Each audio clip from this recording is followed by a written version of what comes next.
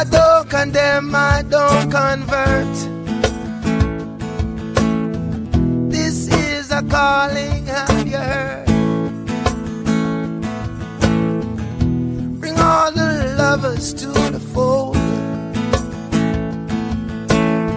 No one is gonna lose their soul.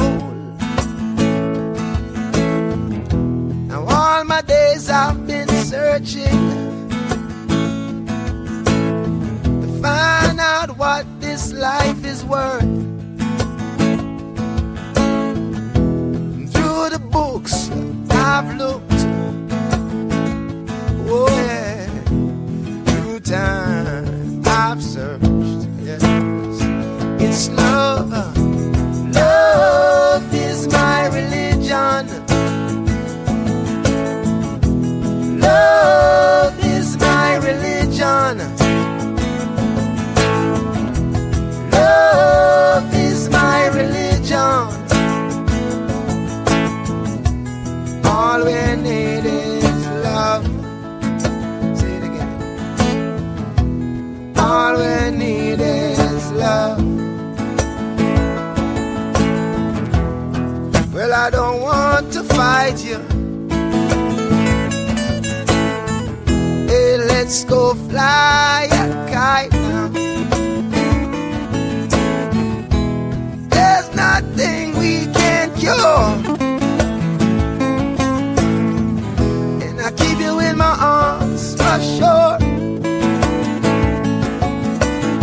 So don't let nobody stop us. Free spirits have to soar. You know, with you I share this gift. And this gift that we now know. Love, love is my religion. Love, love is my religion. Love is my religion. All we need is love. All we need is love. Yeah. Well, I'm done searching now. Found out what this life is worth. In a book is it found? Oh my friends, it's all around. Yeah, I don't condemn, I don't convert. This is a calling, have you heard? Bring all the lovers to the fore. No one is gonna lose their soul when it's love.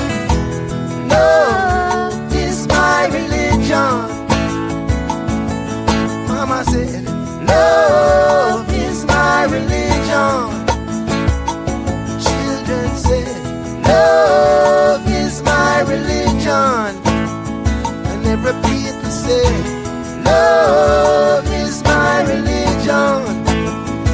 Now I said it again. Love is my religion.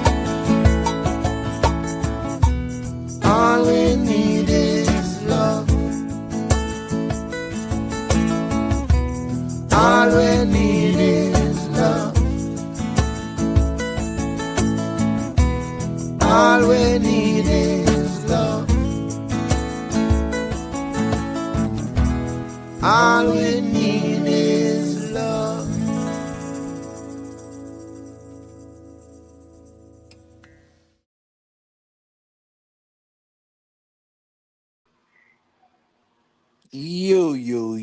What is up and what is going on? It's your boy Marky Dan, the historian, coming to you with another stream for the Democracy Briefing. I already got my brother AC up here. Before I go to the chat, AC, how you doing this beautiful Sunday?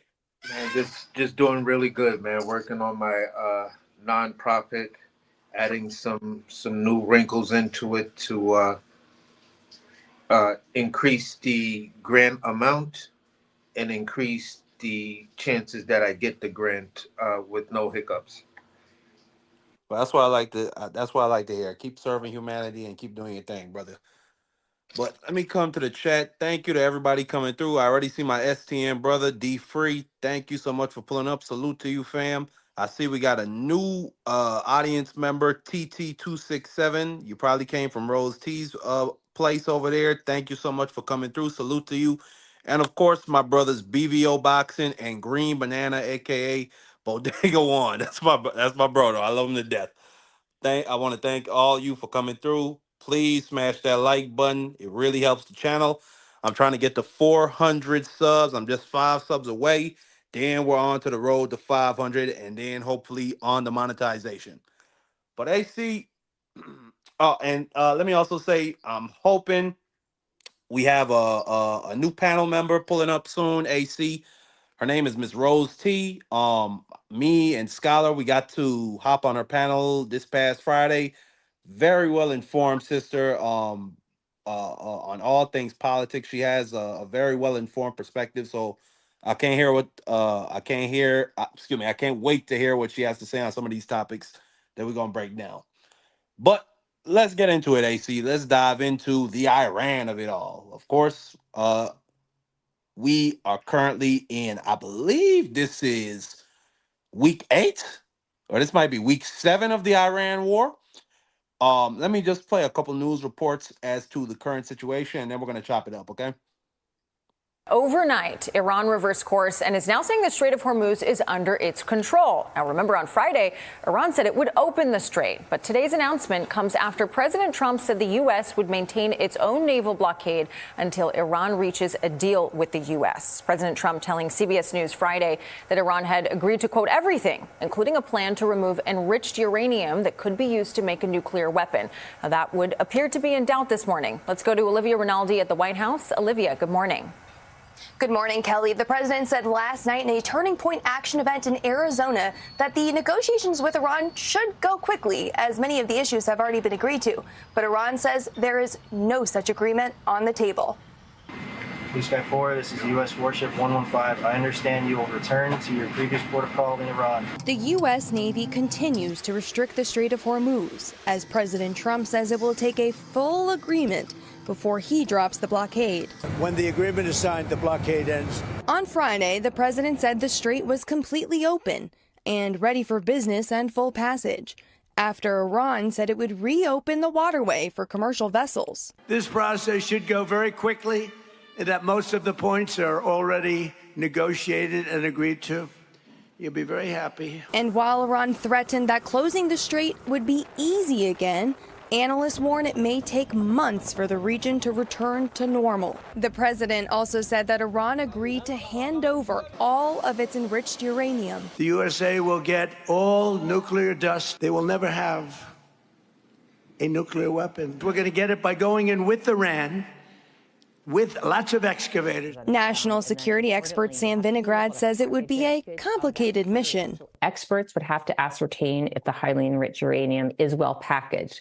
If there's leakage, they'd have to come up with a plan to secure it, to prevent leakage, and then to transport it safely to another country. The Iranian Foreign Ministry spokesperson rejected the idea that it would transfer its enriched uranium to the U.S. And the Speaker of Iran's parliament said if the blockade continues, the Strait of Hormuz will not remain open.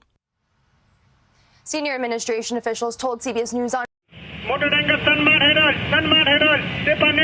tensions in the strait explode. You gave me clearance to go. My name second on your list. Live tracking of oil tankers showing the desperate race to flee. At least 2 ships coming under fire. You are fighting now. Let me turn back.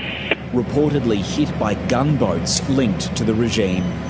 It's very important what we're doing. Iran blaming its stunning reversal on Donald Trump for failing to lift the US blockade. In a statement read out on state TV, the new Supreme Leader warning that new, bitter defeats were now coming for the US and Israel. And they can't blackmail us. Donald Trump isn't backing down, saying the US blockade of Iranian ports will remain in full force until the regime agrees to a peace deal. But Tehran has labelled it piracy and a violation of the ceasefire. They've got a little cute as they have been doing for 47 years. They have no Navy, they have no Air Force. Now, in its 8th week, the war has killed thousands and sent oil prices soaring. The economic pain from the Strait's closure being used by both sides to force an agreement. Clearly, this is a situation which is in flux. What we need to see now is every diplomatic avenue being pursued to turn this temporary ceasefire into one that is permanent. If a deal isn't struck, US media is reporting Washington is preparing to intensify its naval blockade and the economic pressure it wants to exert on Iran. The US has already turned back at least 23 ships, but it could start boarding Iranian-linked tankers in international waters in the coming days. And as Tehran stares down at the most powerful military in the world, thousands marched in the capital, urging the regime not to compromise. Tim Swanston, ABC News, Dubai. Let's bring in ABC correspondent Bridget Rollison now, who's in Jerusalem. Bridget, despite the renewed standoff, the US president insists that talks with Iran are progressing. Well, that's right, Jez. Donald Trump is still optimistic about another round of talks in Pakistan. He says that they've had very good conversations with Iran and things are progressing very well behind the scenes. But Iran's top negotiator says that they're still very far away from reaching a peace deal. So with this fragile ceasefire here due to expire in just 3 days, time is ticking for these two countries to get on the same page. And Bridget, a UN peacekeeper's been killed after coming under fire in southern Lebanon. What can you tell us? Well, French President Emmanuel Macron says that the militant group Hezbollah is likely to blame for this attack, which killed French soldier Florian Montorio and wounded 3 other people. The UN says that they were clearing explosives on a road in southern Lebanon when they came under direct fire. Hezbollah has denied any responsibility for this attack, and the Lebanese Prime Minister has ordered an immediate investigation. Bridget Rollison reporting from Jerusalem. All right. So 7, 8 weeks into this, and salute to my brother Boxer Scholar coming on the panel. I hope you're doing well, my brother. 7 to 8 weeks. Oh, and here she is, Miss Rose T, right on time. How you doing, Miss Rose T? Hey, Marky Dan. Hey, panel. I'm so sorry I'm late. No, we just started. We just got through some of the news reports, which we're going to discuss right now. But basically, Donald Trump on Friday came out and lied, as he is known to do. He said the Iranians agreed to give up all of their new enriched uranium. He said that they agreed to never close the Strait of Hormuz ever again. And the very next day, the Iranians closed the Strait of Hormuz and said that they are not giving up any of their enriched uranium. So we are pretty much back to where we are. Also, the U.S. is now blockading the blockade, I guess. Let me put up the meme that's coming out of China. Hold on, where is it? I just had, oh, here it is. Yeah. To break an enemy blockade by blockading their blockade.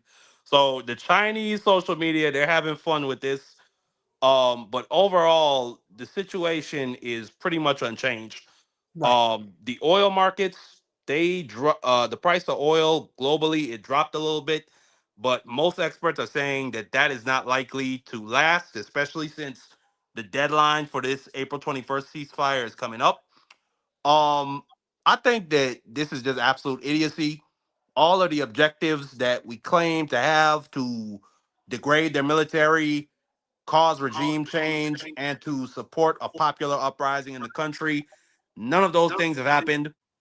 They keep using this talking point saying Iran's navy has been destroyed, but clearly from that clip, and you weren't here earlier, Queen, but in that second clip I just played, an Indian tanker was losing their mind because they were getting chased down by one of Iran's. They have these small little missile boats where the navy by the way, Iran has two different navies. They have the regular Iranian navy, which was gifted to them about 40 to 50 years ago when the Shah of Iran was in charge. And those are a bunch of 40, 50-year-old frigates that, yeah, they don't care about those. They just blew them out the water. Then you have Wow. the IRGC Navy, which is more modern. They have drones. They have these little gunboats that have rocket launchers and missile launchers attached. So those have not been taken out. And we just saw in the second clip, an Indian tanker captain was losing his mind because one of those gunboats was chasing him down. And Mhm. according to reports, he was struck by it. So this is just pure and total idiocy. It's not getting any better. We're gonna touch on in a second the people that got us into this war, but I just want to get everybody's thoughts. I'm gonna come to you first, Queen. Then I'm gonna go to AC and then Boxing Scholar, Mister. I'm tired of these MFN snakes on these MFN planes. Go ahead. Okay. Well, thank you again for having me. Hi, everybody. Yeah, it's very disheartening what our country has become, what we're representing right now. Granted, it's pretty much wash, rinse, repeat, but this is not winnable. This is unattainable, and for whatever reason, pride won't let people admit that this was a big freaking mistake. I don't know why we're allowing Israel to lead us by the tail or our noses, whichever you choose, but it's a mess. It's a freaking mess, and we are in trouble. I don't know what it's going to take because Congress has no balls. So No, I really honestly don't know where we're going from here other than just I've been praying. That's where I am with mine because I don't think that there's going to be an end in sight. And if we continue to bomb these people, their allies will come in. And I believe their allies are, I think they are allies with Russia and China. And Russia and China together will cripple us. Well, Russia and China, there's been reports coming out that they are giving them intelligence and satellite imagery of where to strike the U.S. in their Gulf bases and their other bases Jesus. throughout the region. Before I come to you, AC, I also want to just touch on this is another analysis that came out from the New York Times. The New York Times can confirm that at least 22 schools and 17 hospitals have been struck and destroyed by the U.S. and Israeli military. Now, that's the ones that they can confirm. The Iranian Red Crescent Society, which I think is a branch of the Red Cross over there, or excuse me, no, that's not a branch of the Red Cross, but it's a branch of their health ministry, is saying it's more like 763 schools and 300 healthcare facilities that they say have been damaged. So, and that's just like we killed 170 school children on the first day of this war. So you're telling me we did not correct those mistakes? We just went on bombing schools and hospitals. But let me come to you, AC. What's your thoughts on the current mission creep and the fact? And also, before you go, AC, we're also hearing reports that there's different, like the leadership in Iran is fractured, and this is one of the consequences of killing all the leadership in Iran. They killed Khomeini and the people below Khomeini, and now you have the moderates in Iran who actually want to negotiate and get up out of this war. But then the IRGC, who are the Islamists and the hardliners, they don't want out of this war. They want to keep causing us pain economically and keep blowing up our ships and our bases. But go ahead, AC. What's your thoughts on the situation overall? Well, my thoughts start with this. I don't do the blame anybody for anything because at the end of the day, the American history in that regime has been there before America backed Israel. They've had interest in there. Going into the first industrial revolution, oil was critical. Crude oil was critical. It was critical for new age plastics.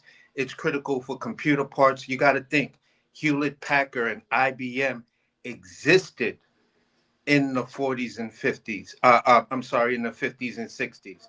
So when you take things in like that and you apply them to why we've had a long-standing history in that regime, it goes beyond Israel.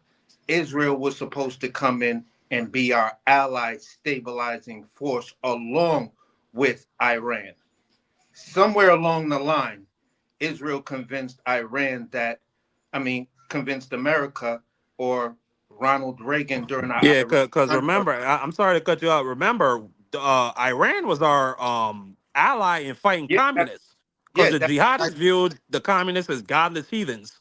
yeah, and that's what I just alluded to, that they were actually an ally of ours. They had a real democracy. You feel what I'm saying? So between wanting to take over, just like when you go back to the poppy and the cocaine war that was named the Vietnam War, that was because Big Pharma wanted to control that. So we have all types of little interests and things like that that get us into these regions to want to destabilize these regions because we have our own particular goals, whether these goals are based on profits, which most of them are, or they're just based on controlling a resource, which is still within the scope of profits. So that's where I'll leave it right there. All right, coming to you, Boxing Scholar. What's your thoughts on the situation overall? Give me a sec. No problem. We're gonna push on forward. I just wanted to now play. This is an interview with two New York Times correspondents, and they came out with a bombshell article, just really exposing how yes, it was Netanyahu that Trump followed into this war. It's not nobody else that gave him this advice. It was directly Netanyahu. So let me play that, and then I'm gonna comment on some of the excerpts I've seen from this article. Donald, why haven't you attacked Iran yet? If you don't attack soon... My bad. Wrong clip. Wrong clip. Of all the people on Trump's team, Donald Trump was the most hawkish when it came to Iran. He decided to go to war on a gut feeling, period, full stop. We did extensive interviews to find out how he made that decision. On February 11th, Benjamin Netanyahu pitched the idea of joint Israel-U.S. strikes against Iran. He lays out a very aggressive campaign to dismantle Iran's weapons systems, and then he also lays out some scenarios for regime change. President Trump listened to this and he said, sounds good to me. But what happened next was actually, in some ways, more interesting. Overnight, U.S. intelligence analysts very quickly went to work. The head of the CIA uses one word to describe the assessment of Netanyahu's regime change scenarios: farcical. Within the next few weeks, there were a number of discussions about what might come next. There was not consensus. These three Trump advisors show just how varied the opinions were in the administration. The Secretary of War, Pete Hegseth, thought that this was a really good idea. And it's not a surprise. He was very much chosen for the idea that he believes in flexing U.S. military muscle. Marco Rubio, the Secretary of State, was, I would say, skeptical about a full-scale war, would prefer to continue with a maximum pressure campaign, but was also skeptical that the Iranians would agree to a deal. So he was somewhat ambivalent. The most actively opposed was Vice President J.D. Vance. He laid out various reasons why this could be complicated, from depleted munitions to the position it would leave the U.S. in going forward. That it could lead to regional chaos, that it would break apart his coalition. Many of his voters would see that as a betrayal. On February 26th, President Trump had a final go, no-go meeting with his team in the Situation Room. Trump is sitting around the table with his inner circle. It's a very small group. He asked what people thought. And Vance starts by saying, well, you know, I think it's a bad idea, but if you do this, I'll support you. Pete Hegseth remained where he was, believing that Iran was going to have to be dealt with anyway, might as well do it now. And Rubio says, if the goal is regime change, we shouldn't do it. But if the goal is to degrade Iran's capabilities to wage war, their missile program, that's a goal that we can achieve. At the end, when President Trump wanted to go forward, almost everyone deferred to the president's gut instincts. They've watched him survive being indicted, being convicted, being shot. They had seen him beat the odds so many times that it affects how they look at things and what might be doable. And at 3:38 p.m. the next day, Donald Trump ordered the start of the Iran war. Yeah. So my bad. I cannot pull up those experts right now. My phone storage is just out of order. But what I will say is The main parts from that is number one, the article starts out by talking about how Netanyahu rolled up on February 11th and he sat across from Donald Trump in the Situation Room, which is very out of order, or not out of order, but very out of the ordinary, because typically the president of the United States sits at the head of the mahogany table in the Situation Room. That's not what happened here. Netanyahu was lined up on one side with his people, his Mossad agents, and his foreign ministers. And on the other side, you had John Radcliffe, Pete Hegseth, Marco Rubio, Susie Wiles, and they said that Tulsi Gabbard, the current director of national intelligence, was excluded from this meeting. And JD Vance couldn't get there in time from Azerbaijan. The article then goes on to say that just about almost everybody, except for Pete Hegseth, of course, was against this. Marco Rubio said that it was bullshit. JD Vance said that it would destroy his political coalition, but whatever you do, I'll support you, sir. Like a good little cook. And General Kane, the chairman of the Joint Chiefs of Staff, let it be known that this is what the Israelis do. They sell high, and it never usually works out the way how they sell it, a la Iran. So now we have no doubts whatsoever. These are the people who got us into this war.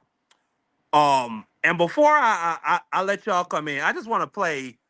Or no, matter of fact, let me get your thoughts on that part of it in general. Let me come to AC first, then I'm gonna come to Rose T. Well, like I said, we have different interests, and different interest groups propel this country into war. We have an idiot in charge.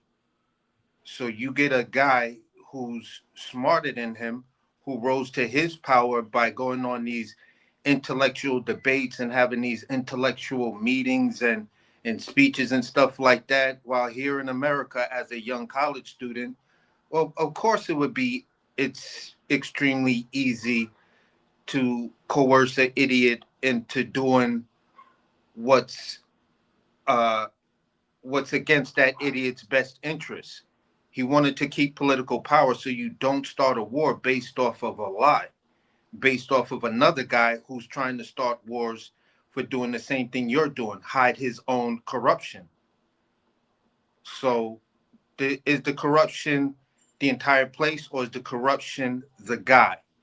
That's where we have to kind of put the laser focus on, in my opinion. Let's focus on the corrupt person, not do the whole group thing, because it can sound a little weird. So focus on the guy.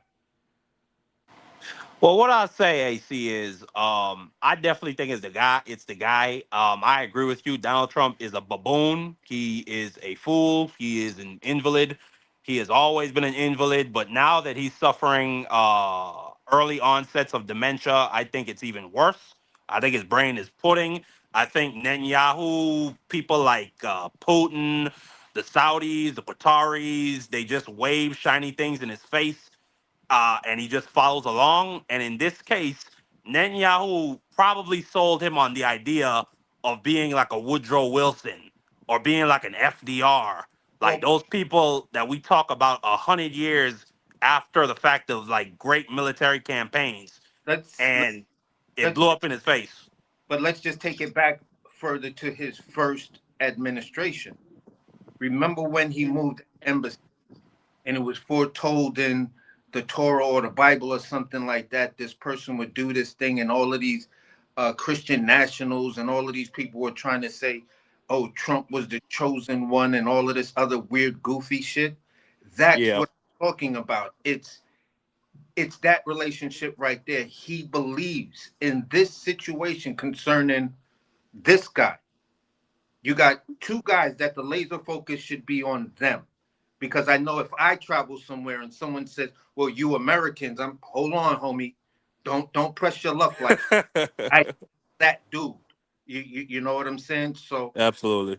That's why I mean, let's just focus on the people, because then you have that somewhat attack where someone may feel that way. But in that moment when he moved that embassy, that was a very big deal for Israel. Like, that was a holy move. That was one of a move that was foretold. It's in scripture. So anytime you bring that to that man, and look at what he's doing today. He's got all of these goofy, weird, religious pictures where he's like Jesus and touching a guy and he's supposed to be Yeah, healed. we're gonna get into that later. But Like, yeah, I see but what you're it talking about. all makes sense if you just stay following the bouncing ball and don't forget what happened prior to that. Let's not just focus on that. There's the whole history. He's almost, 5, maybe 6 years into a presidency. So we've got that much information to pull from this. Say, look, I can go back to this, and now I understand that. Absolutely. There's also a prophecy about about a person coming before Christ comes back, and that's the Antichrist. And looking at the behaviors of the people in the land of Zion and the way how they lead this baboon around, I don't know if that Antichrist is Benjamin Netanyahu or the Orange Idiot, but it's one of them. But I'm gonna come to you, Rose T. What's your thoughts? Well, I know your thoughts. We talked about it this past Friday, but let me hear it from you once again. How you feel about the fact that this baboon will do whatever these Israelis tell him to do? So yeah, you guys are hitting the nail on the head. I'll tell you like this: it is prophesized that God is going to come back, and this is why a lot of the American Christian fundamentalists are thinking all this is ordained. Us working with Israel, making sure they keep that land because that's the holy land chosen for them. However, the Palestinians are also considered the chosen people. So who are we, America, since World War II ended and decided we were going to drop Jewish people in Israel, Palestine? Who are we to decide that? We are not God. I think Trump is motivated by money. I don't think he has a principle among him, but there are people who support him, like what's that guy, Sheldon Edelstein, his widow. She's backing him, money hand over fist. This is why the embassy was moved. Miriam Adelson. There you go. And this is why the embassy was moved, because they were shoving money in his pockets. He doesn't have any kind of ideology. His ideology is the worship of money, which is very dangerous because there are people this time around in this administration who are smart. Before, he was broadcasting everything, and so they were able to foil every plan the first time around. Second time around, with that Project 2025, there are smart, evil people backing this. And never get it twisted. Netanyahu, he doesn't have a principle either. I think his biggest thing is he's trying not to be prosecuted. They've been trying to indict him for years. So if he stays in turmoil and if he stays in wars, can't indict and prosecute a sitting prime minister. And then the same thing with Trump. I really think that this Israel-Iran-America conflict is led by the Epstein files. And I'm not a conspiracy theorist, but I'm also not dumb. You don't have to be hit over the head. Right after everything was coming out, now all of a sudden we're in the middle of a war that we have no ties to. There is no evidence that Iran has any kind of nuclear capability. There was always evidence that they were just trying to power their country. And then again, I have to say, who are we, America, sitting on nukes? Who is Israel sitting on nukes? Who is China and Russia sitting on nukes to police anybody else in this world? So if we're not going to disarm, who are we to tell people what they can and cannot have? And that's what I have to say about that. I agree 1,000%. More to the point, that there was no evidence that Iran was doing this. The supreme leader put out a fatwa in 2002 saying, do not create nuclear weapons. They then went to the table with Barack Obama in good faith and negotiated a nuclear deal, which Netanyahu and the Saudis hated. But that's because they hate Iran. They didn't want them to be unsanctioned. They didn't want any foreign currency going into their country so that they could fuel their militias that fight back against their tyranny and their colonialism. On top of the fact, just based off of these recent actions, there is way more evidence that there's a lot better positive outcomes for a country to get nuclear weapons than there is to negotiate in good faith and not get nuclear weapons. Examples: Pakistan. They have nuclear weapons. They are an authoritarian regime that's ran by their military. We don't ever bother them. Okay. Not only that, they funded the Taliban through the entire Afghanistan war. But you will never, but outside of us going to get Bin Laden, you will never hear about some war hawk like Lindsey Graham coming out and saying, we need to get the Islamists in Pakistan. We need to burn them down and blow the hell out of them. You look at North Korea again. I mean, even the South Koreans with the amount of blood that's been soaked into that land between those two sides, specifically in the Korean War, they are not as gung-ho as the Zionists about destroying the North Koreans. And that's for a reason. Those people have nukes, and they are not afraid to use them. So I mean, nothing about our strategy right now makes any sense. Well, But there's almost a double sword to what y'all saying, because the nuclear arms part of it, okay, we can understand that to a certain degree, but the other side of it is the majority of nuclear technology, where it actually came from, the ability to split the atom or split the hydrogen atom, that goes way, way back in Islamic math. The mathematics of Islam showed that before I forget the imam's name and king's name, who doubled down and tripled down on just the monotheology of one God in Allah. You feel what I'm saying? Muslims were dealing in, some Muslims, the scientific part of it, were dealing in what was called universal mathematics back then. And within these universal mathematics, they were understanding things and working out equations and thinking of concepts and stuff like that, because they were supposed to have been talking to the angels, and the angels were putting them onto this. This is actually in many different scriptures. This is why there is this slight war, or well, it's been going on forever, between different factions of Muslims, because some Muslims go back to the original sets of Islam. So with that being said, it always made sense to a person like myself to know that, okay, if this is where the mathematics came from, then if they're looking at it, you're looking at the creators who may be looking at a whole new avenue of stabilizing. So to enrich uranium or whatever the case may be, you may need a stable enriched uranium to make sure that once you start using nuclear power, it doesn't heat up in a way that will cause a Fukushima or other things like that. That can't be relegated to a handful of countries, because the cures for diseases come from all different places. That's a whole humanitarian thing. So let them do what they want to do with the nuclear stuff, because these are the originators of the math. So that's where I stand on it.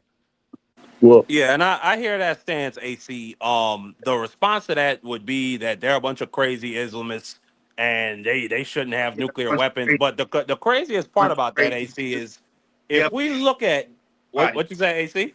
No, I said they're crazy Christians, crazy Jews. Crazy. Yeah, I agree. Exactly. And even worse, we had crazy communists with nukes. We had Joseph Stalin with nukes and Mao Zedong with nukes. Putin got, and those were the what you say? I'm saying we got these nuts fucking Trumpists sitting on nukes, and you're them too. For an intellectual side of it, not the part that kills. Let the intellectual side do its thing. To say no nukes whatsoever, that is crazy to me. No, I agree. Boxer, I want to go to Boxer Scholar because he been cut out of the conversation. Boxer Scholar, you ready? Gotta keep it real, man. Gotta keep it real. I am not for I don't know what the scholar. Can you hear me? Is the scholar one talking, or I can't hear him? Yeah, he was talking. Okay, let me come back. Go ahead, scholar. I ain't gonna lie. I am for policing people with nuclear bombs. I'm gonna just keep it all the way real, because there are some people out there like Little Rocket Man, as Trump would call them, and I think those people will actually use them.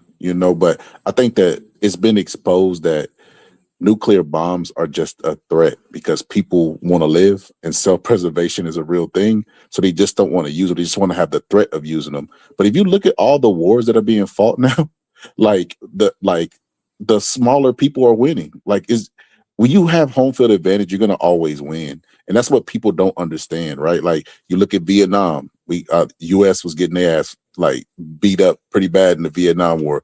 You look at the farmers who are beating up the Russian people, and then you look at this situation. It's like what Marky Dan was saying earlier about us making a deal with them. They should have just went through with the deal. Just go like let people respect our bluff and make deals with us. I don't understand the carrying out the Iran stuff. And you missed it, AC. We had an actual Israeli pull up on my panel, bro. And when I tell you they are they are worse than Donald Trump's cult.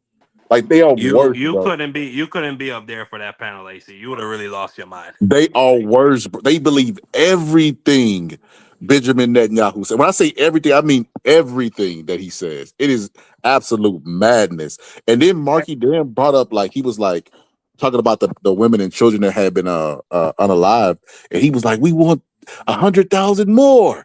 They're using babies as shields." You're like, "Wait a minute. So they're using babies as shields, and y'all solution is let's blow them up?" Like those people are completely bad. But yeah, the U.S. is getting their asses handed to them, bro. And I hate that we have to, as a country, sit up here and pretend like when you show those clips, Marky, then those were professional people reporting on the news and pretending like they wasn't dealing with a madman. I don't know how many Game of Thrones fans are on the panel, but Trump is the Mad King.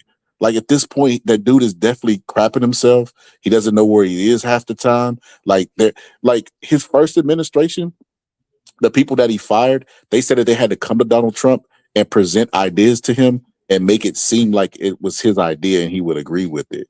And I'm like, you want that guy to lead the country? And then he's worse off cognitively now than he was the first term. Like they could push slavery through it at this point with Donald Trump. Just make it seem like it's his idea. So let me ask this question then to you, Scholar. You said you're all for police and nukes. So should the rest of the world come to America and police our nukes because this motherfucker's in charge? And excuse my language on that one. I mean, that's to me why sometimes you can't go on that slippery slope, because we've got one of these. If I look at who was in charge of Iran prior to that, that's the guy who made the deal with Obama, versus this guy right now who in his first term was taunting and teasing and all of this stuff with a Korean dictator, calling them whatever, my rockets are bigger than yours and stuff like that.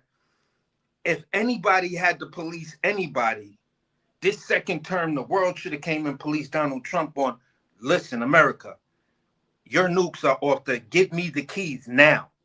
I don't care. Give me the keys. We know what happened the last time, so give me the keys this time. You feel what I'm saying? So What we've been trying to do, AC, we've been trying to tone down creating nukes. Like again, it goes back to Barack Obama. Like we had the New Yeah, START treaty with Russia Marky and Dan. China. Let's be honest, though. Let's be honest. The only way that we're able to try to control the nukes is because all the people with the most nukes get together and say, let's control everybody else's. And But I think that's pragmatic, though. Problem. Yes, that's why I'm not against it. Problem. Well, I think overall, I think that's pragmatic. I don't think anybody should have nukes. I think we need to move towards a place where we all decide to put the nukes down and we decide to invest all that uranium and all that knowledge into space so that we could create nuclear rockets so that we could go faster and farther than before. But that's just my opinion. It's never going to happen. What'd you say, AC? I'm saying, just create the nuclear energy for here. Nuclear is shown to be very energy efficient. It does not damage the environment. If the world comes together and says, listen, we're not going to use it to enrich for military services. We're going to enrich and develop nuclear as a global thing to power the world. So this way, we may not need as many of the renewables that we're counting on because of global warming. That means if this part is starting to fail because climate change, then that means the other alternatives, like nuclear, seem to be more viable. This is this is why I'd like to stay out the box and say, okay, if this is the problem, what are the solutions? Let's somewhat be solution oriented. So even if they're not seeing it or hearing us on the panel right now, it's out in the ethos. Someone may hear what I'm saying, like, yeah, that actually makes sense. If we're not doing it for this, let's not get rid of nuclear, period, because solar may not work because the temperatures are going to be rising. Photovoltaic solar panels still will melt in a certain amount of heat. Wind, wind is wind. Wind is there when it's there. Ocean currents are ocean currents. But nuclear is the one thing that we've already mastered in the destructive part. So why not let's turn that around and make it work for energy? But I I mean, agree completely. I think Get your last point on that. Then I want to move on, Scholar. Go ahead. I think that's the And if I can, I would like to touch on that Oh, too. Go ahead. I'll let you go too, Go ahead, Queen. Then we'll Roti. move on. Go ahead. Oh, I would have waited for you, Scholar. Go ahead, sister. You the guest. Go ahead. They hear me blab all the time. Go ahead. Thank you. Okay, so that AC, that's a great idea, but that unfortunately is pie in the sky. Our world, but more importantly, our country and the powers that be are motivated by money. And until they find a way to commodify using nuclear as energy, they're never going to invest in that. They're getting more out of oil. They're getting more out of having to build the biggest military because every year the budget gets bigger and bigger. So, and the lobbyists who are the war contractors, they're making sure that those pockets are lined. So you have the greatest ideas, and I totally agree with you. However, I am realist, and I know our country, and I know, the powers that be are never going to go for that unless they find a way to, enrich themselves.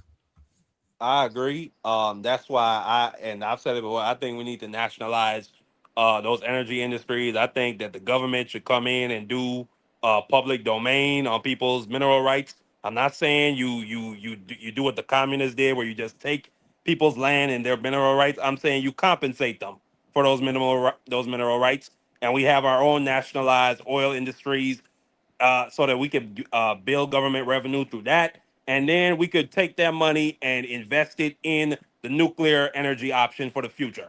Now, that's my opinion on that. Scholar, did you want to give any points on that before we move on? I was going to say that is kind of the beauty of life. Like you take an atom. And in general, this stuff we talking about is pie in the sky. We ain't nobody ever putting down their nuclear weapons. Russia ain't doing it. China ain't doing it. Yes, it's self-preservation. The person with the nukes they have the upper hand in negotiations. If nobody wants to give up nukes, that's why we're trying to police the world on everybody getting one, because everybody wants the upper hand. Like they don't want the idea of their country just being invaded at any time just because the other person has nukes, because they don't even use them. Like I said, it's just a threat at this point. It's like, you know what I mean? It's just a big gun that they never use because they don't want to destroy the world. The last time that we used it is documented, and there's still radiation in Japan to this day.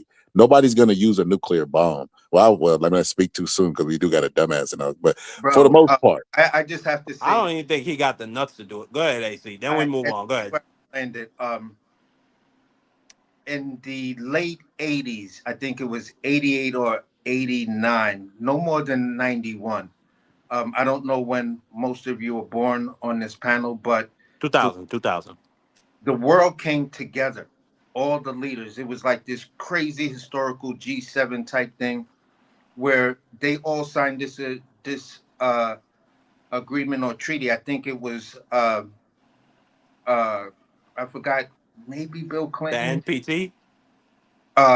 I believe that might be the document to where they just all made the agreement that, okay, the proliferation treaty, AC. We're gonna stop the production of nuclear weapons. We're not making any more new nuclear weapons. So whatever nuclear weapons exist, that's what it is. The world signed the treaty. It was done, I believe, at the UN.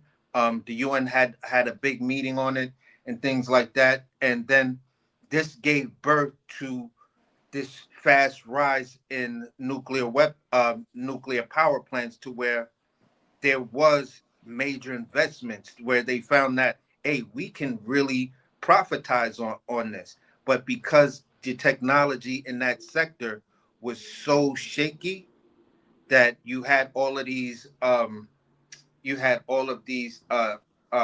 accidents at nuclear facilities, the one in Russia, China, and stuff like that. So they backed off of it. What I'm proposing, and only thing I was proposing, was saying, listen, the profitability in nuclear is creating it as an energy source, also using it as a way to get into space, travel into space, and controlled nuclear blast on some of these further out asteroids and things like that, or moons, that you can use nuclear to drill on layers of ice that are just retardedly thick. So it has a purpose. It just has to be funded and realized. It's not like nuclear is gone, because they're still talking about it. I still see nuclear engines that are being developed for deep space travel, preferably missions to Mars. Yeah, Absolutely. I was going to say treaties are last point, Scholar. treaties are probably as worthless as toilet paper was during COVID. Well, that treaty that treaty AC's talking about, that's the nuclear non-proliferation treaty, and it's only worthless because Israel said everybody here could suck my what, and it's we're only gonna keep our worthless because nukes. We're nobody not gonna agrees. acknowledge that we even have the nukes, and Marky, they make agreements all the time that they never live up to. They just it's not even insured by anything. Like America. it's supposed to be ratified in federal statute, but nobody really cares We're about that in this era. supposed to be helping Ukraine right now. No new nuclear weapons have been made. This was the whole Iranian issue, because you're breaking that treaty that we've already established. That, hey, listen, we're not enriching this shit no more. We're not making any more new nuclear weapons. So, what you doing, bro? Yeah, but we want to Bro, become. and imagine that, like, Iran is a signatory to the NPT, but Israel is not, and they're all inflamed about Iran having the potential to get nuclear weapons. But hey, listen, I want to move on to the JD Vance of it all. JD Vance has been absolutely raked over the goddamn coals these past couple of weeks. I almost feel bad for the guy, and it feels to me like, I just remember when Donald Trump at the beginning of his term was asked, "Sir, do you think JD Vance will be your successor?" And he said, I don't know. And I just think it's becoming more and more clear. Somebody, it may not be Trump, I don't know who it is. It could be Susie Wiles, who doesn't want him, but somebody is out to get JD Vance. They do not want him to get any easy, like, home runs. They give him the impossible task to do. Like, this past weekend, Viktor Orban, the Hungarian I president, seen or that. excuse me, prime minister, yeah, he was behind in the polls by 10 points. And they send JD Vance out there to try and That's make a hilarious. miracle happen. And then Boxing Scholar, JD Vance is on the stage, and he calls Donald Trump, and it immediately goes to The voicemail. voicemail, Like, I seen that, bro. That was bro, hilarious, bro. I felt like I Bro, almost feel let me bad for show this that real man. quick, bro. I got it, Okay, bro. show that shit, bro. Show that shit. That Hold shit on. was Let me hilarious. play it Bro. right now. Vance had two high-profile opportunities to prove himself in the last few days, and both fell flat. In a last-minute visit to Hungary last Tuesday, Vance stumped for Viktor Orban, leading to this awkward moment when he tried to get President Trump on the phone. All right. I'm sorry, the person you were trying to reach has a voicemail box that has not been set up yet. Okay. Try one more time. My fuck. For the first time in 16 years, Orban went on to lose that election and deliver his opposition a supermajority. Now, as for Iran, after just 21 hours of negotiation, Vance returned to the U.S. with no major breakthrough. And just yesterday, Vance was repeatedly heckled over the war in Gaza at a Turning Point USA event. Random dude who's shouting. Can I finish my point? Hey, random dude screaming. I told you I'd respond to your point. And by the way, not only was our administration the administration that solved the problem, but the president. Excuse me, sir. Right now, you see more humanitarian aid coming into Gaza than it has any time in the past 5 years because we have taken that situation seriously. Vance is set to be dispatched to Iowa later this month to help Republicans in competitive midterm races. But by the way, the Republicans, they're going to lose those seats in Iowa. I believe they're going to lose the Senate seat because of that broad Joni Ernst, who, when her constituents said, people are going to die if you cut Medicaid, Joni Ernst. Oh, it's okay. We all going to die anyway. So that seat is already lost. So that's just another knife that somebody is putting in JD Vance. But before y'all comment on the JD Vance of it all, I just want to play this another clip. This is from SNL. Which, by the way, SNL. I mean, the material is writing itself this season. It is just like it is hilarious. But let me just play this and let y'all come in.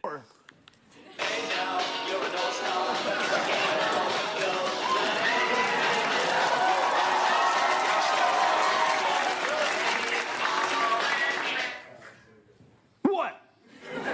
Pete, it's President Trump. What's up? What's up? Remember that in the 90s. Sorry, Mr. President, I didn't know it was you. It just said unknown caller.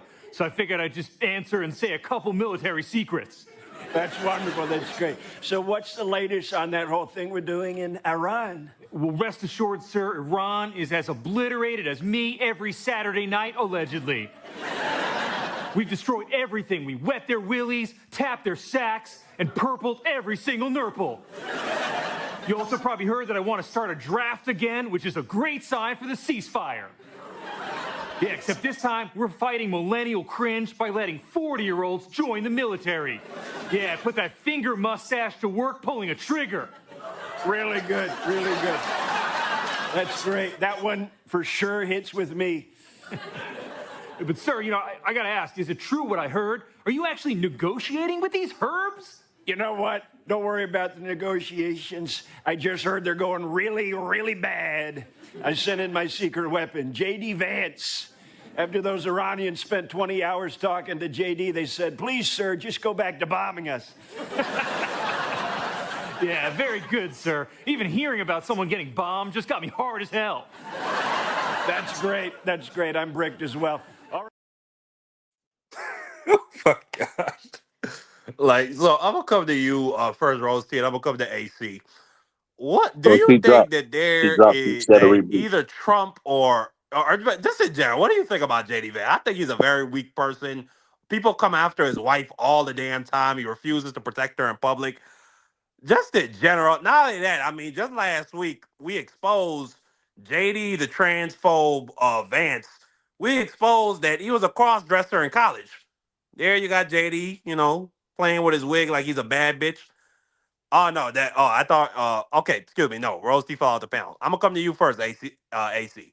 Can you not hear me, Marky? In general, about the weakness of JD Vance. Marky, you could hear Scholar? No, I can't. Oh, if Scholar's talking, then go ahead. Let me go and come back. My phone is messing up. No, but I was go ahead, Scholar. Go ahead, bro. Basically, I was just gonna say it real short and sweet. You're a coward. I'm not the type of person that sits there and talks that level of trash about someone and then goes work for them and tell the world in the same voice, in the same face I have to look at, he's one of the greatest presidents and people don't understand him and things like that. There's an agenda out there that says specifically we've got to go after and, deal with these Indian people and stuff like that. And your wife is Indian and you co-signed onto this thing. You follow this agenda. And I believe it's something that's in Project 2025 of removing brown people and all of this other kind of stuff. So when I look at a person like JD Vance, I just wouldn't have any respect for him. He just caused a knee-jerk reaction, an involuntary reaction of just punching him in his mouth. Like he just stands there and I would look at him and just my arm would automatically swing and punch him in the mouth. I just have zero respect for a person like that or a person who gets down like that. And that's where I landed. All right, I did was going to Skylar say, get to go, or is can you hear okay? Go me? ahead, Skylar. You can Right hear me, now. Morgan? Okay. Yeah, I can hear So you, Skylar. Go ahead. that's what I was going to say, bro. I was going to say, man, you're right, bro. Like as a comedian right now, bro, this is like a dream, but it's also a nightmare. It's a double cutting sword because it's like you're watching the country go down in drains. Like we've never had a time where we haven't, because we the idea of democracy, the idea of freedom, and all that stuff are really good concepts that we all like to build and talk about. You know what I mean? And strive towards or whatever. But it's an ongoing process. This man has set us back, bro. Like years. You know what I mean? Like we back with the founding fathers, and even they were arguing over what the Constitution meant. But it's just crazy to me, Marky Dan. Like you can't find a more golden moment than JD Vance going to go campaign for somebody, and the Republican polls are down. Campaign for yourself, right? And you go help them, and you call Donald Trump, and you get sent to voicemail. You can't make that up, bro. I don't know, Marky. You kind of young. I don't know if you remember. There used to be a show called "Who Wants to Be a Millionaire," and they would give you like a lifeline where you could call a friend. I can only imagine phoning my friend for like $1 million and them not answering. That's the equivalent of what happened to JD Vance, bro. That is such like a Damn. golden moment. All right, coming to you, Rose T. What's your thoughts on JD Vance? So I think Donald Trump purposely picks vice president America won't like and won't respect. That way, if there's a do or die moment, he won't be put into place because JD Vance has literally lost the respect of this country. That he lets them disrespect his wife. I heard she took her ring off. I don't know if that's still the case. But I saw that. Yep. Yeah, he's embarrassing and he's feckless, and I think Trump does that intentionally so they won't outshine him. It's all about how he looks. They said back in the day he used to call the tabloids and brag on his pea size, his peen size. So it's all about the look and the feel, right? So he might have put Vance in there because he's not an ugly gentleman. He's not a good looking one. Look at how he cut Ted Cruz's balls off of him and then called his wife ugly and then had Ted Cruz making phone calls for him. And Ted Cruz goes on any kind of news show and prostrates himself on any given day. Little Marco's father would be ashamed. All the above. He literally has loaded his cabinet with sycophants. And if you don't praise dear leader, you're out.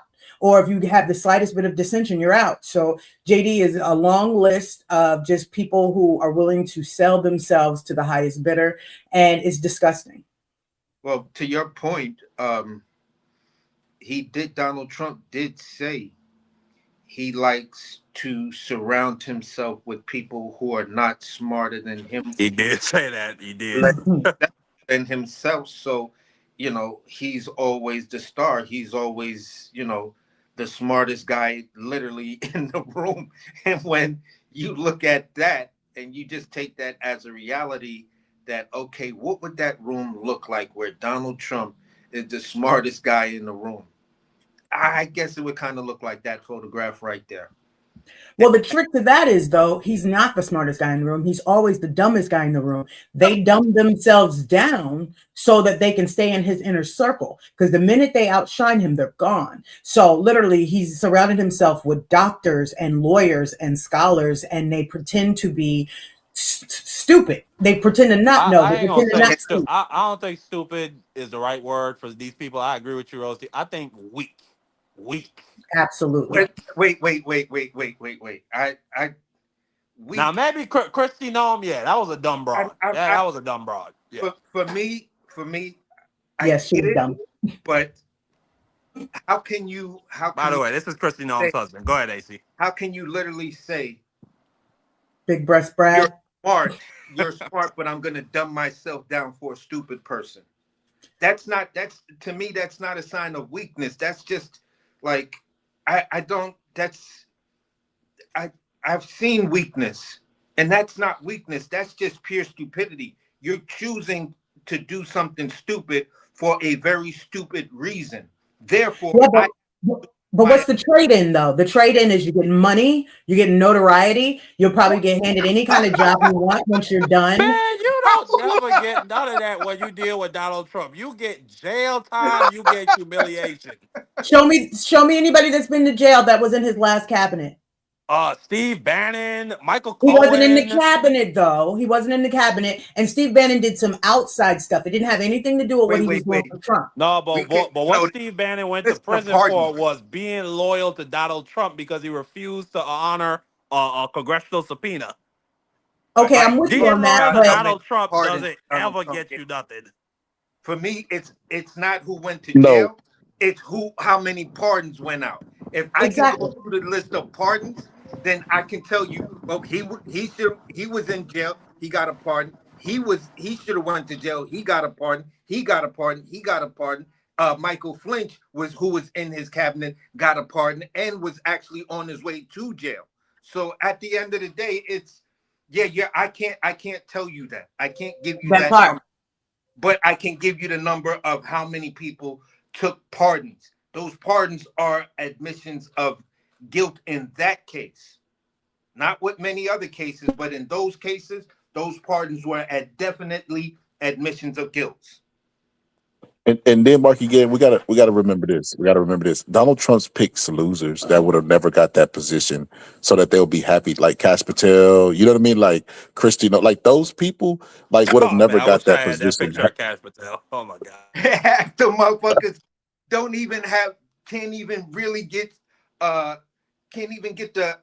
classified security clearance because your stuff is just so egregious that they're like, no, we can't give this person clearance to classified information. We can't give. Bro, AC, you remember when we sat up here and we read the report that came out from the past and present FBI agents and how they just had no respect for Kash Patel? Like Kash Patel was floating around to the Quantico. In Quantico, they were asking questions like, "What do you think about the FBI director getting a gun?" And they were either like, "Bro, we don't give a F," or they were like, "Bro, what the F? That dumb idiot doesn't need a fucking gun. He's a drunk. He'll probably shoot himself." That more than half of them was like, "No, that's like giving a child a loaded handgun. You don't give Kash Patel a gun. He'll shoot himself or shoot somebody." Like, oh man, crazy. So, this is our country. You got Bongino. You got, bro. It's just his entire cabinet is misfits and people that don't belong, bro. Pete like Hegseth, from top to bottom. Yeah. I wish I had that video of Pete Hegseth when he was at, I think it was like an Easter egg hunt celebration at the White House, and then he had like his 5 kids from 4 different women standing behind him, and he was just ranting about, I don't give a F about those leaked war messages. I'm just gonna do the job that the president get. And the kids are looking at him like, why the F did my mother bring me around this dude? Why am I here? They definitely are the DEI hire. Facts, Lindsey. Bro, you cannot tell me Lindsey Graham is not gay, bro. He looks he looks like the guy on the Pinocchio movie that was like, they come back as bald. Like he's creepy, bro. He definitely is the leader of the freak house over there, bro. And I know for a Fendi fact, they have something on him. That's why he goes against everything in his being. You know, now granted, I'm sure he's happy with this war because Lindsey Graham's a warmonger.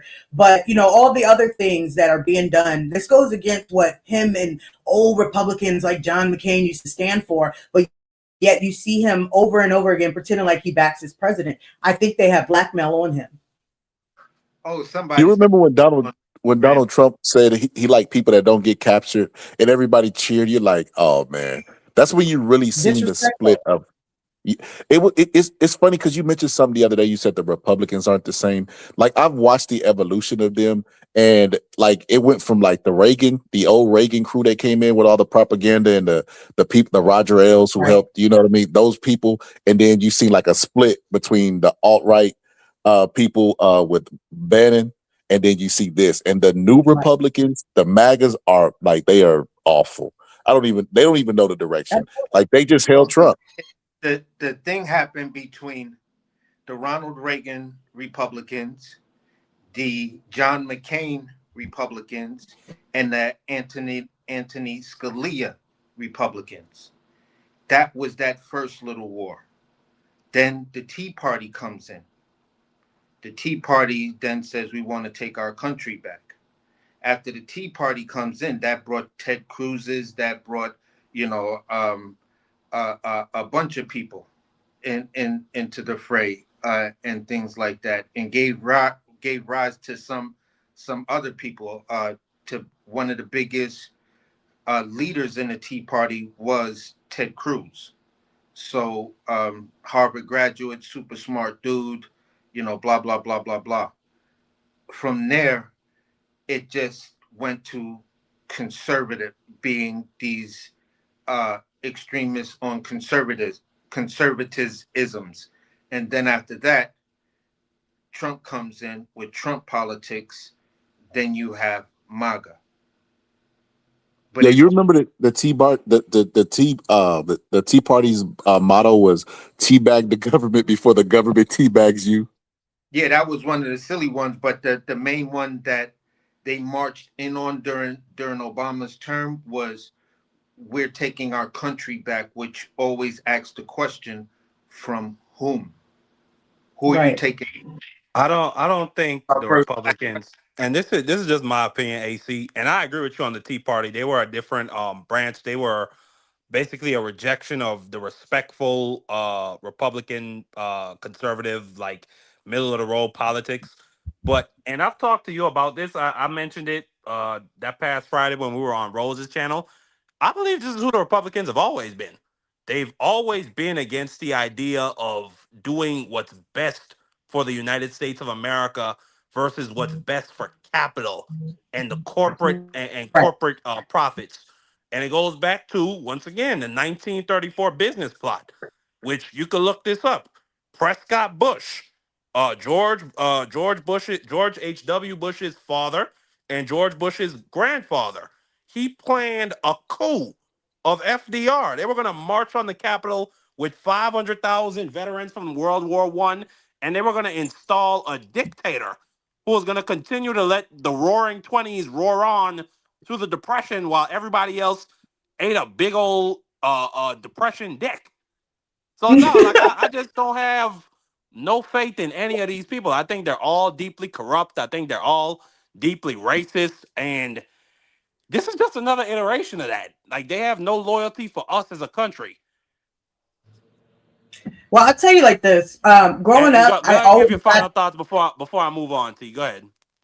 Okay, thank you. Yeah, I'll tell you like this. Growing up, I always had the impression, and maybe that was just kind of like the non, out loud, the covert messaging that went in. But I always had the impression that Republicans were racist and Democrats were, the party for the people, definitely for Black people. Even to this day, 90% of Black people vote Democrat. And so I had that impression. And even back then, I didn't know. It wasn't like in my face. I couldn't point to it. Reagan, like I said, launched his campaign in Money, Mississippi. That was for a reason, but they did it covertly. So you couldn't quite put your finger on it, right? Today, they don't care. Today, they will tell you to your face, it's because you're Black.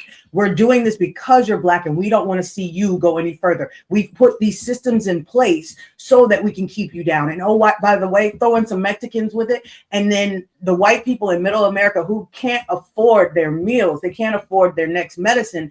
They're also a part of that. We don't care about you, but they don't get it because they're being satiated by this racism. It's to me, it's the symbolism, and it's going to take something really, some type of reset to get people to wake up and see that these people are not on your side. They're swallow your racism, forget who's gay, forget who wants to be a man or a woman, and figure out why your wallet is still empty and you've been working Monday through Friday, 12-hour shifts for 30 plus years, and you still have nothing in the bank. Be careful, Queen. That's what Fred Hampton said, and you know what they did to him. I'm ready. We're a 2A family. We're a Second Amendment family. Bring it. Absolutely. Boxing Scholar, AC, you got any final points on this topic before we move on to the Melania and the Epstein of it all? No, not really, because at the end of the day, the Republican Party is going to be who they are. When Ronald Reagan coined the phrase of welfare queen, and he made that a major part of his platform, knowing that Republican states and the same middle American white families that Rose T just spoke about were the absolute, how do I say, largest portion of Americans taking on food stamps, along with veteran families, because we were in wars and we were in some of these forever wars. So most of the vet wives or wives that their husbands are on leave automatically qualify for food stamps, along with everything. They will call you to make sure you got food stamps for your kids and things like that. So Ronald Reagan comes to Harlem, and he says, he makes this speech about welfare queens, and he starts to get booed, and he goes to like 135th and something where there was new construction. Yes, there were some abandoned buildings, but that property was being brought up and it was under new construction and things like that. So he's yelling and he's like, "You don't understand. I'm trying to help you people," which made a huge political moment for Republicans because they ramped that whole welfare queen thing up because they wanted to show that these people were angry that he was going after their welfare, their laziness, and these were the dog whistles. This is why, that anyone who in my growing up era, because I witnessed that live, and then to have, one of the TV shows with young Michael Keaton, and he's got the picture of Ronald Reagan, and Ronald Reagan is yada, yada, yada, and everybody's like, Michael J. Fox is the darling of white American TV. This motherfucker had Reagan up on his wall, knowing the type of racist Reagan was.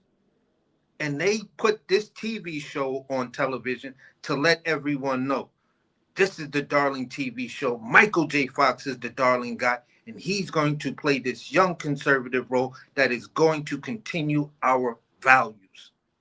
And that's the way I've always saw that.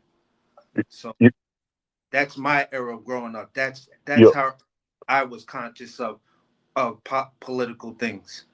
AC is 100%. I did a whole episode on my show about the switch from black people, because they used to be Republicans, but Republicans started taking their vote for granted because they were the party of Lincoln that freed the slaves, and black people were supposed to be grateful. But the big switch happened with it was a series of events. It wasn't just one thing, but one of the things was Nixon not going to go meet with MLK while he was in jail, and JFK doing it. I don't think that.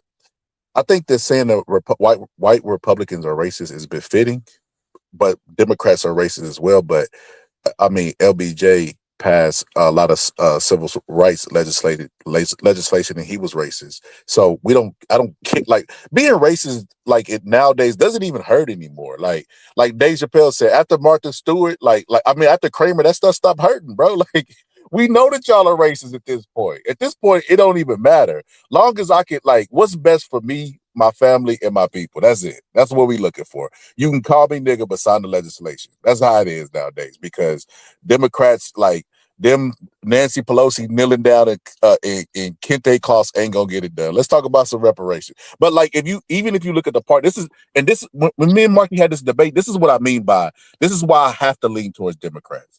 Out of the two, if there was a reparations conversation, you know that Republicans will not even hear the conversation out, right? At least Democrats will bring it. Let's do some investigation. Let's do this. Let's do that.